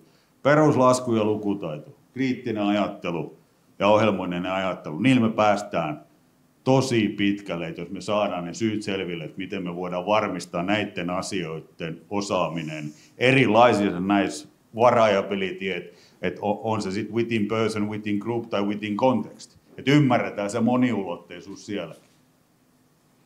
Ja jos nyt meillä on sellainen, että me pystytään täällä Suomessa keräämään tätä dataa tutkijoiden käyttöön, ja sitten meidän pitää hyödyntää tämä koko meidän tutkimuskentän voima. Se alkaa sieltä kanditutkinnoissa ja se päättyy sitten väitöskirjoihin tai sen jälkeisen tutkimukseen. Että meillä olisi olemassa olevaa dataa mahdollisimman moniin näihin tarkoituksiin olemassa. Se oli mun. Oli paikalla. No niin, vielä lopuksi muutama sana tähän, miten Päivi linjasi, että rohkeaa tulevaisuuteen katsovaa tutkimuslinjaa, eli tätä meidän toista tutkimuskokonaisuutta. Sen lisäksi, että me halutaan ymmärtää sitä nykytilaa, mitä tapahtuu oppimisteknologian käytön suhteen kouluissa ja missä mennään, minkälaisia haasteita nyt koetaan ja minkälaisia mahdollisuuksia sen suhteen nähdään, niin me halutaan olla mukana rakentamassa tulevaisuutta, tulevaisuuden kouluja meidän sidosryhmien kanssa. Halutaan miettiä niitä teknologian hyviä käyttötapoja ja semmoisia niin kuin vastavoimana sille sellaiselle liialliselle hupikäytölle, niin sitä, että miten teknologia voidaan valjastaa käyttöön, joka tukee oppimista ja hyvinvointia. Tarkastella erityisesti oppimistaitojen näkökulmia, oppimisen itsesäätelyä, yhteisöllistä oppimista, yhteisöllistä ongelmanratkaisua, sosioemotionaalisia taitoja, toisten kohtaamisen taitoja myös teknologian välitteisessä oppimisessa. Mietitään erilaisia innovatiivisiakin ratkaisuja. Otetaan käyttöön monipuolisesti erilaisia teknologisia ratkaisuja ja tarkastellaan mitä niissä sellaisissa oppimisen tilanteissa tapahtuu, kun meillä on vähän semmoista toisen tyyppistä työskentelyä kuin perinteisesti ajatellaan luokkahuoneessa tapahtuvaksi. Halutaan myös ymmärtää niitä tilannekohtaisesti, eli kerätään hyvin monipuolista, moninaista tilannekohtaista autenttisissa tilanteissa kerääntyvää aineistoa, jotta voidaan ymmärtää niitä sekä yksilöllisiä oppimisen prosesseja, oppimisen polkuja, että ryhmän vuorovaikutuksessa tapahtuvia oppimisen prosesseja. Ja tämän tiedon avulla sitten suunnitella uusia interventioita ja miettiä niitä keinoja, miten me tuetaan oppimista ja hyvinvointia tulevaisuuden kouluissa. Kiitos. Ei ollut. Ihan ette vielä päässyt eroon musta. Siis se, että me oikeasti halutaan maksimoida se oppimisen laatu. Eli me pyritään rakentamaan semmoisesta, me puhutaan high quality learning. Ja sitten kuitenkin isossa kuvassa on se, että se mikä koulutusjärjestelmä pystyy dataa hyödyntämään parhaiten, niin se tulee pärjäämään tulevaisuudessa. Eli mä voisin oikeastaan sanoa, että niinku analytiikan ja sitä kautta tietojohtamisen kautta, niin siinä on meidän oppimisen koulutusjärjestelmän oikein tulevaisuus niinku on niissä asioissa. Opitaan yhdessä hyödyntämään dataa hyviä tarkoituksia.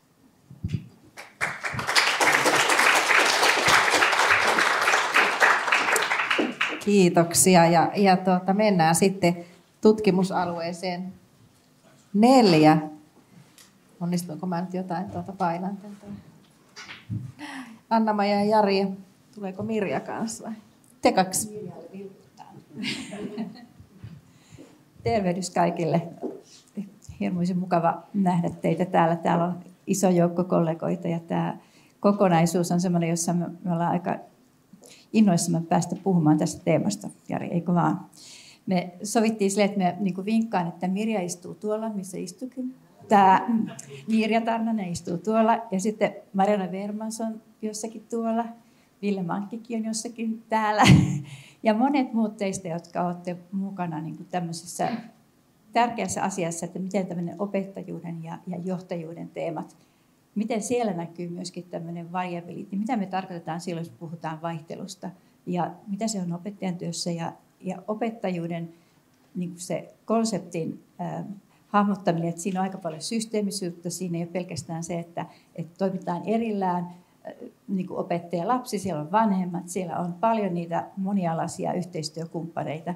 Eli kun sä ajattelee varhaiskasvatuksen ympäristöä, se on aina yhteisö. Ja sen takia me haluttiin tuossa otsikossakin jotenkin nostaa esiin se, että me puhutaan aina learning communities niin kuin tyyppisesti asioista, jotka tapahtuu oppimisessa silloin, kun siellä on aikuisia ja lapsia, oppilaita, vanhempia opiskelijoita. Ja se vuorovaikutus on siinä äärimmäisen tärkeää, ja siellä on ne kaikki aikuiset, siellä on koko se yhteisö. Sitten jos me puhutaan kompetensseista, niin siellä on toki niitäkin, ja me ajatellaan, että siellä opettajalla voi olla erilaisia resursseja, erilaisia kokemuksia, he voi hyödyntää toistensa erilaisia niin kuin taitovahvuuksia, mutta se ei ole pelkästään tämmöistä kompetenssityötä, vaan siinä on mitä suurimmassa määrin semmoista yhteistyön tekemisestä kyse.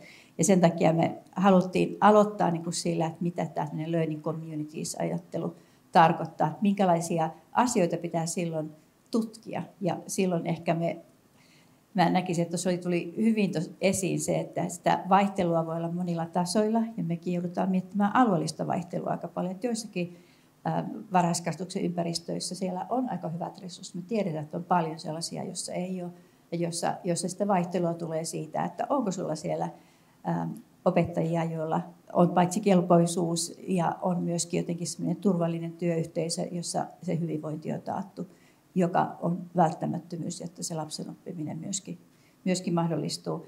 Eli Mikko Jussi puhui paljon luotettavasta datasta, ja minusta se on äärimmäisen tärkeää, että se luotettava data voi olla myöskin sitä, että miten me saadaan semmoista yhteisöstä ja siitä ympäristöstä sellaista tietoa, että mitä siellä tapahtuu, mitä se arjen ikään kuin yhteinen oleminen on.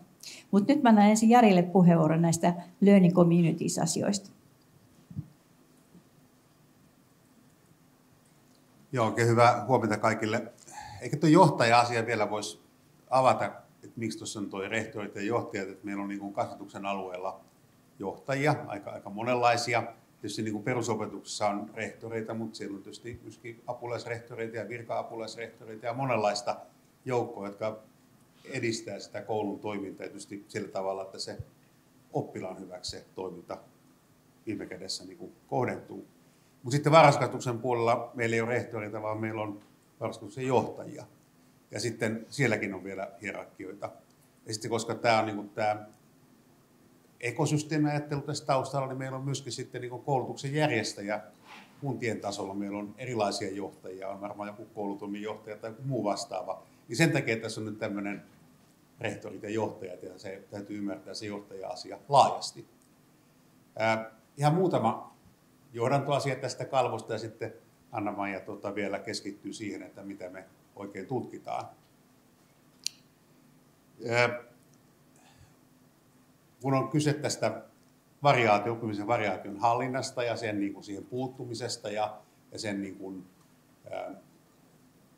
toiminnasta sillä tavalla, että sitä voi jotenkin hallita ja että niin kuin erilaisilla taustalla olevat oppijat oppisi ja voisi hyvin siellä koulussa.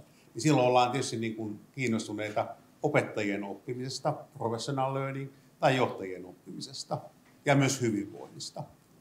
Ja sitten niin kuin, että mitä tiedetään tästä, millä asioilla on yhteys tähän opettajien, johtajien oppimiseen, niin siitä on paljon tutkimusta. Ja tietenkin se toiminta, jolla tuetaan sitä oppimista, niin sen täytyisi olla tavoitteellista, yhteisöllistä. Siellä on tämmöistä niin kuin reflektiota, arviointia sitä, mitä tehdään, mitä pitäisi vielä tehdä. Sen täytyisi jollakin tavalla tapahtua niissä aidoissa konteksteissa, niissä aidoissa tilanteissa, missä toimitaan. Et ennen vanhaa, kun alkoi tämä tämmöinen opettajien oppimisen tukeminen, puhuttiin täydennyskoulutusta, eli puhuttiin opettajat tämmöiseen saliin ja sitten joku ulkopuolelta tuli ja sanoi, mitä kannattaisi siellä luokassa tehdä. Ja sitten taas jokainen jatkoi sitä omaa toimintaa. Seuraava vaihe oli tämä tämmöinen professional development, toiminta, mutta siinäkin oli vähän semmoinen konnotaatio, että joku tulee ja kertoo, miten sitä toimintaa kehitetään. Mutta ollaan nyt aidosti kiinnostuneita siitä opettajien, rehtoreiden oppimisesta ja hyvinvoinnista. Ja sitten niin kuin näistä asioista, millä tiedetään olevan yhteys siihen. Ja sitten tässä johdantokalvossa on vielä tämä toimintakulttuuriasia. Se on vähän semmoinen suomalainen tietyllä tavalla keksintö. Se tuli erittäin voimakkaasti edellisen opetussuunnitelman yhteydessä varhaiskasvatukseen ja perusopetukseen. Ja kuvattiin sitä toimintakulttuuria, joka niin kuin auttaa sitä koulua edistymään, opettajia oppimaan ja sitten entistä paremmin auttaa oppilaita oppimaan ja voimaan hyvin. Ja tuossa on niin kuin mainio kuvaus tuossa kalvolla, ehkä mä sitä luen, jokainen pystyy lukemaan sen itse, niin millä tavalla sitä koulun toimintakulttuuria kuvataan varhaiskasvatuksen kontekstissa. Et siinä on tietysti se, että niin kuin, millä tavalla se koulua johdetaan, millä tavalla opettajat osallistuu siihen johtamiseen. Tämähän on yksi tämmöinen kansallisesti päätetty asia, että opettajien rooli koulun johtamisessa, johtamistiimeissä on Suomessa tärkeä asia. Ja miten opettajat toimii keskenään, miten ne toimii sidosryhmien kanssa, vanhempien kanssa ja millä tavalla oppilaat osallistetaan siihen koulun toimintakulttuurin edistämiseen. Eli tämän tapaisista asioista tässä 4. tutkimusalueessa on kyse ja me kuullaan sitten ne 3 fokusaluetta.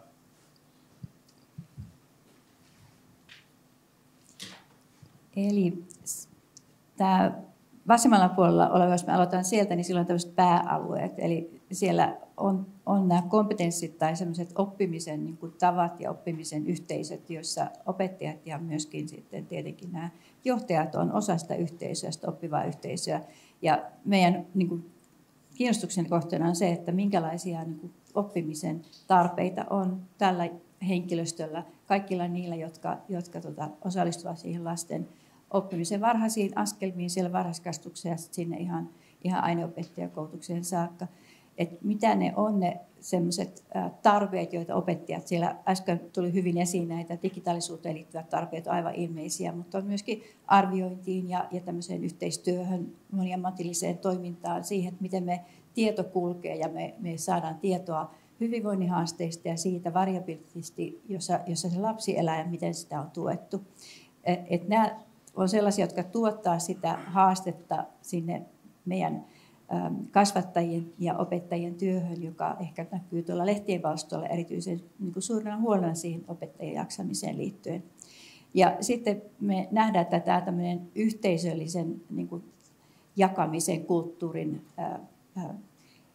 jotenkin tarve on aika ilmeinen ja tämmöinen kollaboratiivisuus opettajan työssä, joka on voinut aikaisemmin olla aika semmoista yksinäistä työtä ja jossa ne haasteet otetaan vastaan yksin ja kannatellaan sitä tekemistä yksin, mutta tässä me halutaan katsoa, että millä tavalla myöskin me voidaan tutkia niitä oppivia yhteisöjä.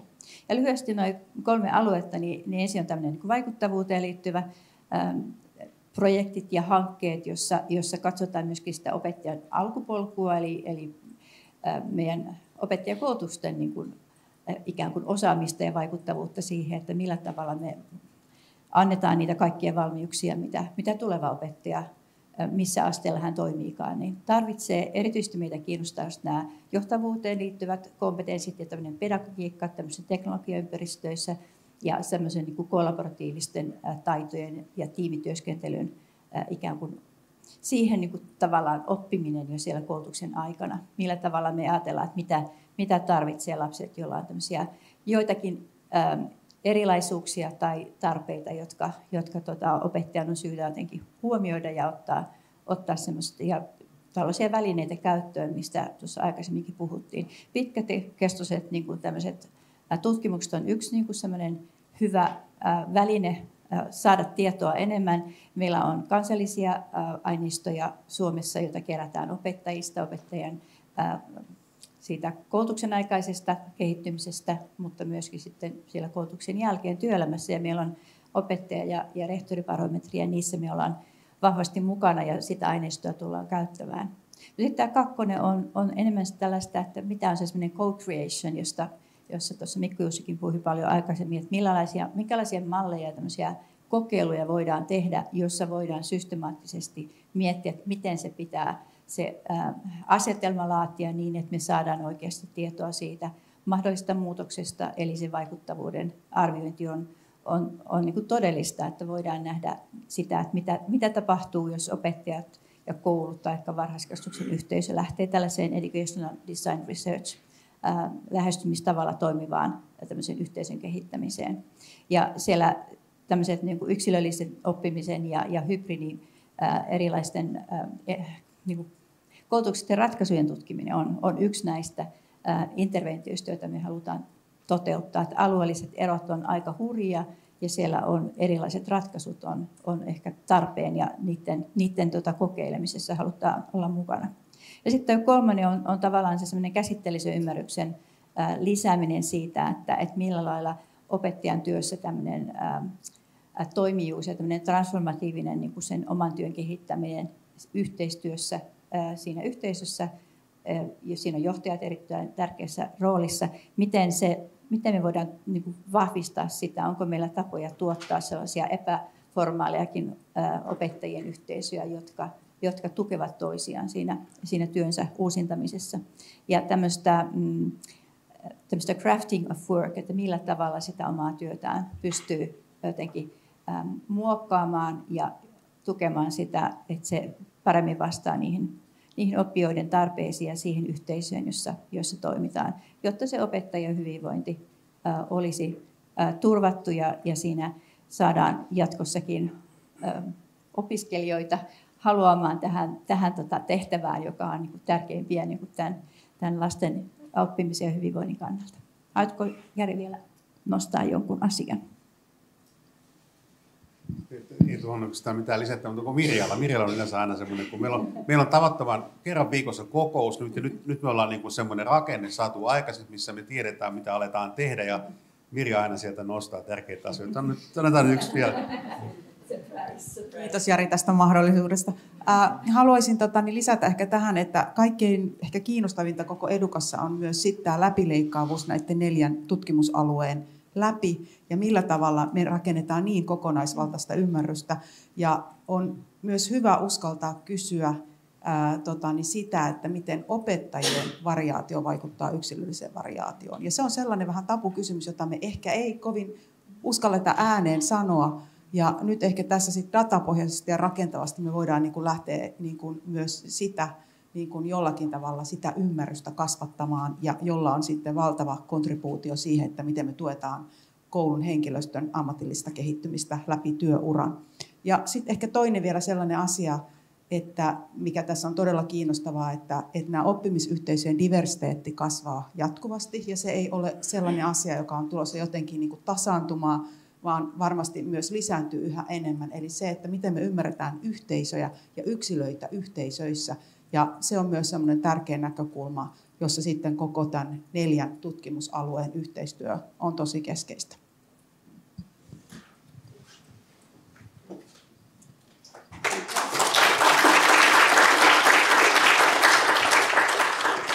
Kiitos Anna-Maija, Jari ja Mirja. Nämä 4 tutkimusaluetta on nyt esitelty ja jokainen tutkimusalue on kertonut, mistä se työ alkaa, mistä lähdetään liikkeelle. Mutta nämä ei ole semmoisia suljettuja työpaketteja, vaan nämä on enemmänkin kutsuja tulla mukaan, työskentelemään näiden datojen kanssa, tekemään yhteistyötä. Ja myöskin niiden alle voidaan rakentaa uusia osahankkeita tässä matkan varrella. Meillä on yksi tosi tärkeä teema vielä käsittelemättä, eli tämä koulutuspoliittinen näkökulma tässä Edukassa. Se ei ole oma tutkimusalueensa, vaan se on semmoinen läpileikkaava, joka kulkee läpi näiden kaikkien tutkimusalueiden ja on hyvin keskeinen osa tätä Edukan toimintaa. Ja Taina, olepa hyvä.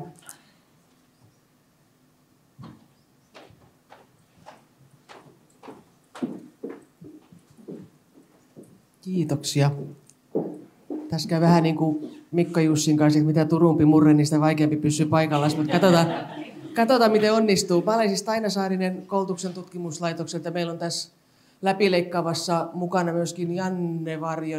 Tuolla on Janne Varjo Helsingin yliopistosta. Mira Kalalahti on opettamassa, eli hän ei nyt tänään ole täällä paikalla. Mutta mietitään just niin kuin Marja-Kristiina sanoi, että tämmöisiä läpileikkaavia politiikan kysymyksiä. kun me ollaan puhuttu tässä jo eri esityksissä aikaisemmin tämmöisestä niin kuin politiikasta ja impaktista, ja toisaalta me tiedetään, että politiikka ei ole ainoastaan päätösten toimeksipanoa. Ja tutkimusperustainen päätöksenteko ei ole ainoastaan tutkimustulosten saattamista päätöksentekijöiden tietoon. Se on aika paljon kompleksimpi prosessi. Ja mä aina yleensä tykkään avata sitä lemppariteoreetikkoni 10. tohtorin avulla. Mä en tiedä, onko täällä paljon Doctor Who-faneja, mutta ja tohtori tietysti aikamatkustajana ja ajanherrana puhuu ajasta, mutta tämä on ihan yhtä lailla sovellettavissa politiikkaa.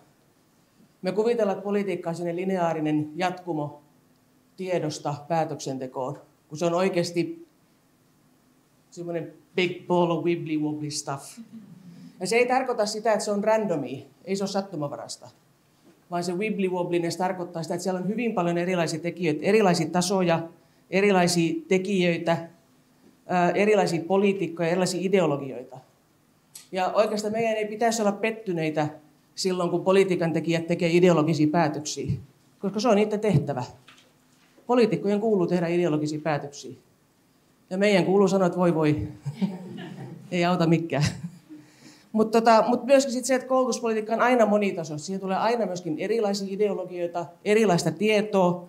Siihen vaikuttaa erilaiset historialliset ajat, historialliset kertymät, hyvin monenlaiset tekijät.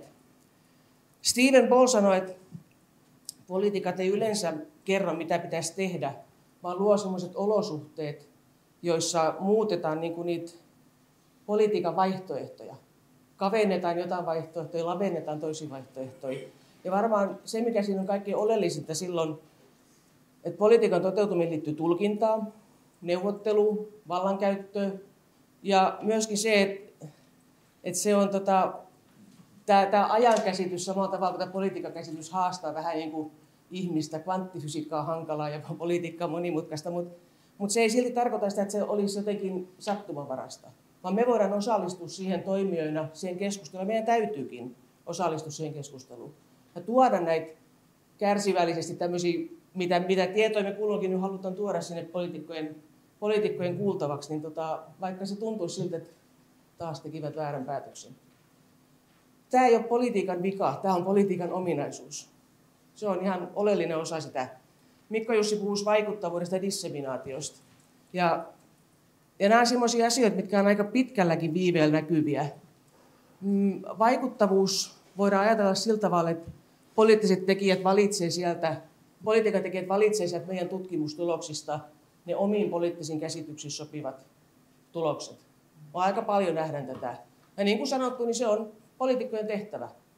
Poliitikot tekee ideologisia päätöksiä. Niiden kuuluukin. Mutta sitten siellä on se toinen osastosta vaikuttavuutta, mikä on paljon hitaampaa ja vähemmän näkyvää, on sellainen käsitteellinen vaikutus, mikä syntyy siitä, että me käydään politiikan tekijöiden kanssa, vaikuttajien ja päätöksentekijöiden kanssa keskustelua niistä meidän tuloksista. Ja pyritään hitaasti vaikuttamaan siihen, toivottavasti joskus nopeastikin, mutta yleensä käytännössä aika hitaasti, että millä tavalla se ymmärrys ilmiöistä muuttuu. Ja sitä voi sanoa sitten vaikka dialogiksi toimijoiden kanssa, tai sitä voi sanoa arvokeskusteluksi. Ja sitä me kanssa joudutaan tässä lippulaivassa hyvin paljon käymään, tämmöistä arvokeskustelua siitä, että mikä on tärkeää koulutuksessa. Ja käyttämään näitä tutkimustuloksia sen arvokeskustelun käymiseen. On aika paljon puhuttu niin näissä kaikissa tutkimusalueissa siitä, että mitä kaikkea tutkimusta meidän pitää tehdä. Ja tosi tärkeitä, niin kuin hirveän innostavia esityksiä. Niin kuin, että minusta on aina yhtä hauskaa, kun ihmiset innostuu omista aiheista, niin että lähtee vähän sylkiroiskumaan. Mutta kaikki nämä meidän tutkimustulokset ja tutkimukset myöskin haastaa niitä poliittisia päätöksentekijöitä. Ja tässä tapauksessa erityisen paljon me puhutaan siitä, että mitä tapahtuu lapsiluokassa tai mitä tapahtuu opettajille. Ja silloin se aika paljon haastaa sitä paikallista päätöksentekoa, kunnallista päätöksentekoa ja kaikkia niitä monimutkaisia, monitasoisia tekijöitä, jotka siihen vaikuttaa.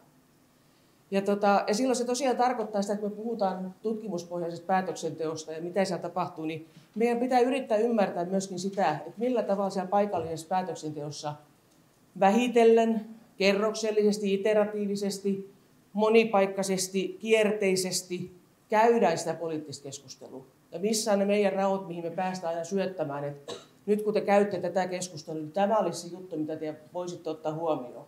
Ja me ollaan halukkaita käymään teidän kanssa tätä keskustelua.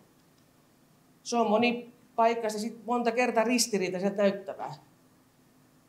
John Lennon sanoi mukaamassa, ei se vissi oikeasti näin ole sanonut, mutta väittävät, että sanoi, että life is what happens when you're busy doing other things. Ja tämä on politiikan kanssa vähän sama asia. Että se on sitä, tapahtuu koko ajan siinä kaikessa, mitä me tehdään. Ja se vaan pitää ottaa huomioon tässä hommassa.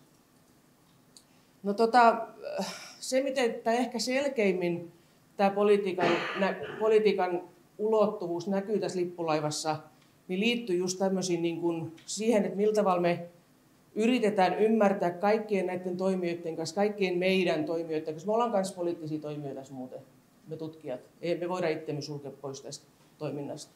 Niin millä tavalla tämä poliittiset reformit näkyy niiden osallistujien elämässä, lasten, opettajien, myös meidän tutkijoiden. Me yritetään ymmärtää erilaisten osallistujien työpajojen avulla, että millä tavalla ne politiikan toimijat käyvät tätä keskustelua ja mitä kaikki tekijöitä siinä otetaan huomioon. Ja esimerkkinä nyt vaikka sitten näistä eri tutkimusalueista, niin Matti puhui jo näiden olemassa olevien reformien seurannasta. Eli varmaan meitä kiinnostaa, että mitä niiden, sanotaan sen 2-vuotisen esiopetuksen kokeilun osallistuneen lapsilla tapahtuu niiden koulutusuran aikana. Mutta yhtä lailla meitä kiinnostaa se, että miten ne kunnat rupeavat toteuttamaan sitä 2-vuotista ja miten ne kunnat kytkevät sen siihen muuhun koulutukselliseen toimintaan. Tai se, mitä Mirja sanoi, tutkimus on 3, niin kuin Päivi vähän viittasi siihen suuntaan, missä Päivi tuolle. Poliittisessa päätöksenteossa teknologiasta puhutaan vähän niin kuin sekä sairautena että lääkkeenä. Se on molempia yhtä aikaa. Mutta oikeastaan se, mikä meitä kiinnostaa tässä on se, että kun me ajatellaan kuntia, joiden väestö muuttuu koko ajan, jossain vähenee, toisaalla kasvaa, kielitausta muuttuu, ihmiset ikääntyy, niin millä tavalla erilaistuvat kunnat pystyy järjestämään sen koulutuksen tulevaisuudessa niin, että noudatetaan perustuslain edellyttämää yhdenvertaisuutta jokaisessa kunnassa. Niin silloin varmaan niin teknologiapohjaisilla tavoillakin on osansa siinä. Mutta sitten taas päädytään siihen arvokeskusteluun. Haluaako ne kunnat ikään kuin lähteä osallistumaan sellaiseen toimintaan, missä ne joutuu mahdollisesti luovuttamaan osan siitä koulutuspoliittisesta vallasta jollekin muulle, vaikkapa jollekin viereisen isomman kunnalle. Ja nämä on tosi niin kuin isoja kysymyksiä koulutuksen järjestämistä. Silloin ei hirveästi auta se, jos me tiedetään, mitä tapahtuu lasten päissä, jolle me pystytään vaikuttamaan siihen, että mitä siellä kunnissa tehdään. Tai tutkimusalue 4, Mirja viittasi siihen, että miten niin kuin, me ei ehkä toistaiseksi olla ihan ajateltu sitä, että miten opettajat myöskin erilaistuu. Me puhutaan lapsista, mutta ei ehkä niinkään opettajista. Miten kunnissa halutaan tukea opettajuuden, johtajuuden kehittämistä ja millaisissa poliittisissa konstellaatioissa tämä keskustelu käydään kunnissa. Ja kun mä sanon poliittisissa konstellaatioissa, niin se voi tarkoittaa puoluepoliittista, mutta myöskin jotakin muuta poliittista, ideologista arvokeskustelua. No se, mitä meillä tällä hetkellä tässä nyt on ihan pienessä mittakaavassa käynnissä, niin Varjo Janne, ja nyt mä voisin tehdä samaa kuin äsken tehtiin Merjalle, että heittää mikkiä vähän tuonne, mutta Janne on kyllä niin keskellä tuolla, että kun mahtaa käydä, niin Jannella on käynnissä kunnallisella kehittämissäkin rahoittama tänne perusopetuksen järjestäminen tulevaisuuden kunnissa. Ja sitten kun mä kiikutan vähän mikkiä Jannelle, niin mä sanon, että meillä on sisällä tarjous myöskin tämmöinen samantyyppisestä perusopetuksen järjestäminen muuttuvissa väestöolosuhteissa. Ja odotetaan siitä toiveikkaana tulosta ihan piakkoin, mutta Janne. No ihan lyhyesti ideana siis, että miten tällaiset etäyhteyksin tapahtuvat teknologian välitteiset tyypillisesti oppimismenetelmät on nimenomaan poliittinen, paikallisen kunnallispolitiikan kysymys. Jätetään pedagogiikka, jätetään didaktiikka sivuun. Mikä siinä on poliittista? Tämmöistä. Yes. Eli jätetään viimeiseksi mielikuvaksi se, että politiikka on sekava ja sen kuuluukin olla, mutta meidän kuuluu yrittää ymmärtää sitä ja vaikuttaa siihen. Kiitoksia.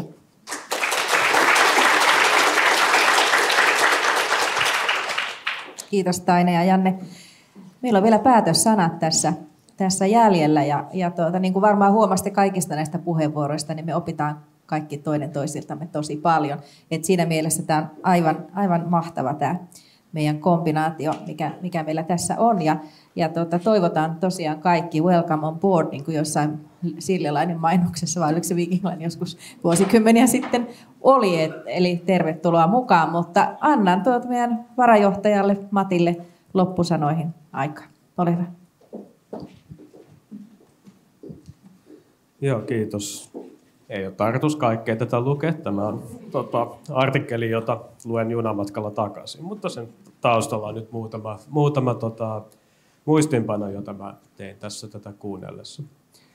Ja tämmöisessä tilaisuudessa kuuluu sanoa tähän loppuun, että me ollaan luomassa jotain aidosti uutta ja vaikuttavaa, mutta se, että niin sanotaan, ei tietenkään tarkoita, että se olisi totta. Että se siis on totta, mutta niinhän mä sanoisin joka tapauksessa.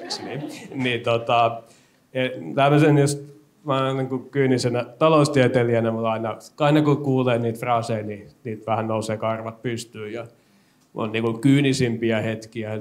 Taloustieteilijänä on ollut jossain tämmöisen strategisen tutkimuksen neuvoston rahoituksen vaatimissa. Oltiin Finlandia-talossa, seisottiin, niin kuin jossain messuilla seisoskeltiin siellä keskenämme ja oli niin kuin jotain postereiden edessä. Ja sitten mentiin, jossain vaiheessa kirjoitettiin näitä vaikuttavuussatuja, jotain niin narratiiveja, jossa laskettiin twiitit ja oltiin vaikutettu kovasti.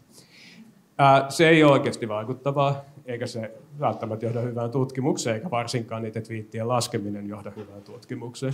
Mä väitän, että me ollaan nyt tekemässä jotain, mikä tulee olemaan aidosti vaikuttavaa, ja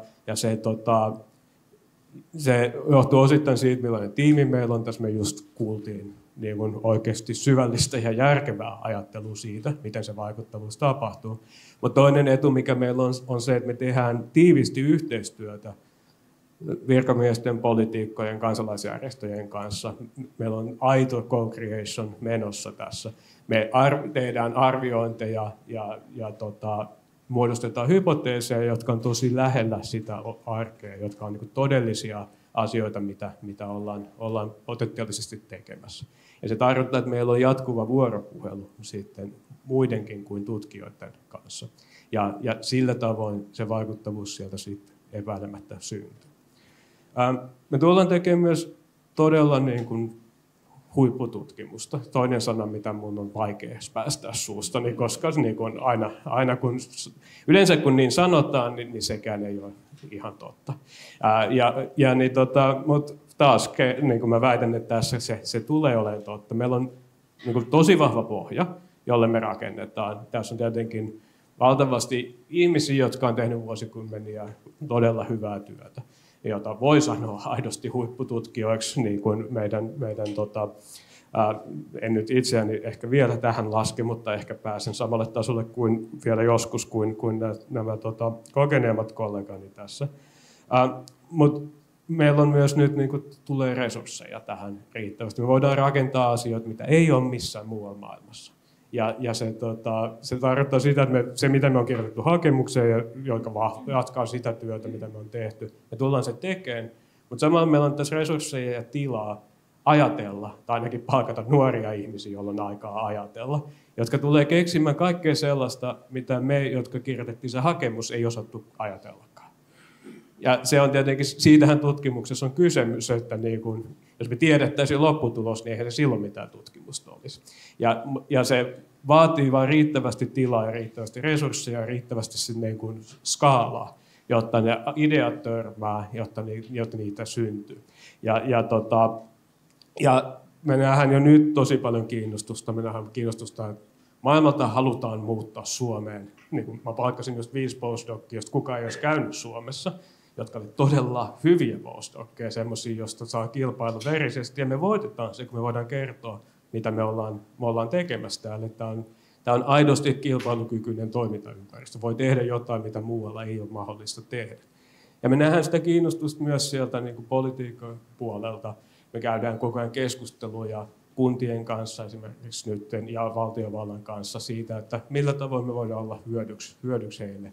Ja sitä on jo nyt, mutta saati sitten, kun aletaan nähdä, mitä kaikkea me voidaankin tehdä, niin sitä kiinnostusta tulee lisää ja lisää aivan varmasti. Eli nyt me ollaan, niin kuin mä lähdisin siitä, että me saadaan 8 vuoden rahoitus. Tietenkin se toinen 4 vuotta on pitää ansaita, mutta olisi yllättävää, jos me ei sitä ansaittaisi. Niin se, miten se raha, yksi osa, mitä se raha edellyttää, on se, että me luodaan jotain, joka pysyy sen jälkeenkin. Ja jos mä ajattelen, että mitä sitten 8 vuoden kuluttua, mitä mä arvaisin, että meillä uskottavasti on uutta. Meillä on uusi datainfra, joka on laajasti käytössä ja joka tarkoittaa sitä, että meillä on oleellisesti parempaa dataa kuin nyt. Ja me voidaan kerätä se niin, että me rasitetaan kouluja oleellisesti vähemmän kuin nyt. Kun nyt ollaan tilanteessa, jos jokaisen pitää mennä kiusaamaan niitä kouluja niin kuin suunnilleen gradun tekijöistä lähtien. Me voidaan tehdä tämä keskitetysti niin, että se on kaikki tutkijat jotka on niin kuin sopivia siihen ainakin, että tulee laajasti avoimena ja me voidaan säästää koulujen resursseja. Meillä tulee olemaan uusi sukupolvi tutkijoita. Tämä yksi osa, mitä me on luvattu tehdä, on tämä postdoc-kollegium, jossa törmäytetään meidän postdockeja ja vähän ehkä meitä varttuneimpiakin tekijöitä. Tämä tulee olemaan sukupolvi, jolle tämmöinen niin kuin transdisziplinaarinen tutkimus on ihan arkipäivä. Että se ei ole semmoinen, jota silloin kun pitää saada se joku rahoitushakemus, johon vaaditaan monitieteisyyttä, niin sitten kaavitaan yhteen ja sitten mennään taas omille poluillemme. Me ei olla tekemässä semmoista, vaan me tehdään nimenomaan sitä, missä meillä on erilaisia suhteellisia etuja. Me osataan eri asioita, komplementaarisia asioita, ja me opitaan tekemään niitä yhdessä. Me ollaan opittu jo aika paljon. Tämä on niin mulle uusi juttu, nämä taloustieteilijät, että te olette varmasti muut tehneet paljon pidempään yhdessä hommia, mutta että meillä tulee uusia ajatuksia ja me nähdään, miten ne täydentää toisiaan. Ja siitä tulee, mä uskon, että me kasvatetaan sukupolvi, jolle tämä ei ole niin kuin juhlapuheiden aihe, vaan ihan semmoista, että totta kai, niinhän se maailma pyörii. Ja mä niin kuin epävarmemmin, mutta kuitenkin ihan mahdollisesti me saadaan myös uusia päätöksentekijöitä, joille myös tämä tutkimusyhteistyö on eri lailla arkipäivää kuin se on nyt. Mä väittäisin, että jo nyt mä olen havaitsevinani siitä, kun puhun virkamiesten kanssa, niin se sukupolvi, joka kertoo mulle, että kuules poika, näin se homma nyt oikeasti menee, he alkaa jäädä eläkkeelle, ja siellä on nyt ihmisiä, jotka pystyy myöntämään, että me ei itse asiassa tiedä, mitä tapahtuu, mutta me ihan oikeasti haluttaisiin tietää, mitä sitä vaikuttavuutta asioilla on, tai miten meidän pitäisi käyttää tutkimusta. Joka osittain liittyy siihen, että tutkimuksesta on myös tullut paljon parempaa, jota meitä kannattaakin kuunnella enemmän kuin ehkä aikaisemmin. Ja tämä koskee siis poliittisia päätöksentekijöitä, mutta myös niin kuin mä ajattelisin, että kansalaisjärjestöjä, kouluja ja niin kuin virkamiehistöä ja näin. Mä luulen, että siitäkin tulee semmoinen just toivottavasti vähemmän juhlapuheiden aihe ja enemmän arkipäivä. Ja kaiken tämän niin kuin lopputuloksen mä ajattelen, että meillä tulee olemaan parempi käsitys siitä, mitä se tarkoittaa, että me tiedetään jotain. Ja meillä tulee olemaan laajempi, niin kuin me nähdään, että me voidaan tietää enemmän kuin me nyt tiedetään niin kuin monella tapaa enemmän. Ja me toivottavasti myös ymmärretään ja pystytään kommunikoimaan ja opettamaan sitä, että mitä me ei tiedetä. Ja millä tavoin me ehkä voitaisiin tietää. Sitten enemmän mitkä asiat, mitä me ei ehkä koskaan tulla tietämään, eikä tarvitse teeskennelläkään sitten, että tiedettäisiin. Minusta on tosi tärkeä osa päätöksenteon tukemista on myös kertoa, tai usein on sellainen tunnelma, että me ei toimita jonkinlaisena terapeuttina, että niinku, teidän pitää tehdä hirveän isoja päätöksiä. Me nyt kerrotaan, että mitä siitä sitten tapahtuu, että teillä on turvallisempi olo tehdä sitä. Kun monessa kohtaa pitäisi sanoa, että me ei nyt oikeasti tiedetä, joten pitää miettiä skenaarioita ja välttää niinku ongelmallisimmat kohdat. Ja tämä ehkä liittyy siihen, mitä mä ajattelin, että samaan kun me kerätään valtavasti dataa ja tuotetaan tietoa, niin me myös tullaan miettimään huolellisesti sitä, että miten se tehdään vastuullisesti. Osa niistä datoista, mitä me kerätään, niitä olisi mahdollista käyttää vastuuttomalla tavalla. Ja me ollaan siitä tietoisia ja me otetaan se vakavasti ja rakennetaan järjestelmä, jossa se data nimenomaan palvelee hyvää, niin kuin Mikko sanoi. Eli Sitten kun kaikki tämä on tehty, 8 vuoden kuluttua on täysin ilmiselvää tietenkin, että tätä toimintaa halutaan jatkaa, ehkä laajentaa. Se on nimenomaan täysin sellainen no-brainer siinä vaiheessa. Tämä on mun odotus. Ja Suomesta tulee, ellei jo ole, niin mä väittäisin ihan kuin oikeasti, että maailman paras paikka tutkia koulutusta. Jälleen semmoinen sanapari, mikä mulla on vaikea sanoa, koska yleensä se on puuta heinää, mutta ei tässä tapauksessa se voi olla ihan tottakin. Meillä on dataa, meillä on avoimuutta kokeiluille, meillä on hyviä tutkijoita, ja me nähdään se jo nyt, että maailmalta halutaan tulla tutkimaan Suomeen. Tämä on kiva meille tutkijoille, mutta se on kiva myös veronmaksajille, koska joku muu maksaa näiden ihmisten palkat ja ne tulee ja tutkii Suomeen. Mutta ennen kaikkea se on kiva lapsille, koska sillä tavoin me saadaan parempi koulutusjärjestelmä. Voidaan auttaa lapsia nykyistä paremmin niin kuin kasvamaan parhaaksi versioksi itsestään, mitä heistä voi tulla. Ja me voidaan auttaa nyt lapsia niin kuin oppimaan tietenkin akateemisia asioita, mutta ehkä vielä tärkeämmin oppii kaikkea sitä muuta, mitä me tarvitaan, että me voidaan elää hyvää elämää ja että meidän ympärilläkin voidaan elää hyvää elämää. Ja kaikkeen tätä vartenhan me tätä tehdään, ja nyt me tehdään sitä uudella tasolla. Eli hyvä, tästä tulee hienoa.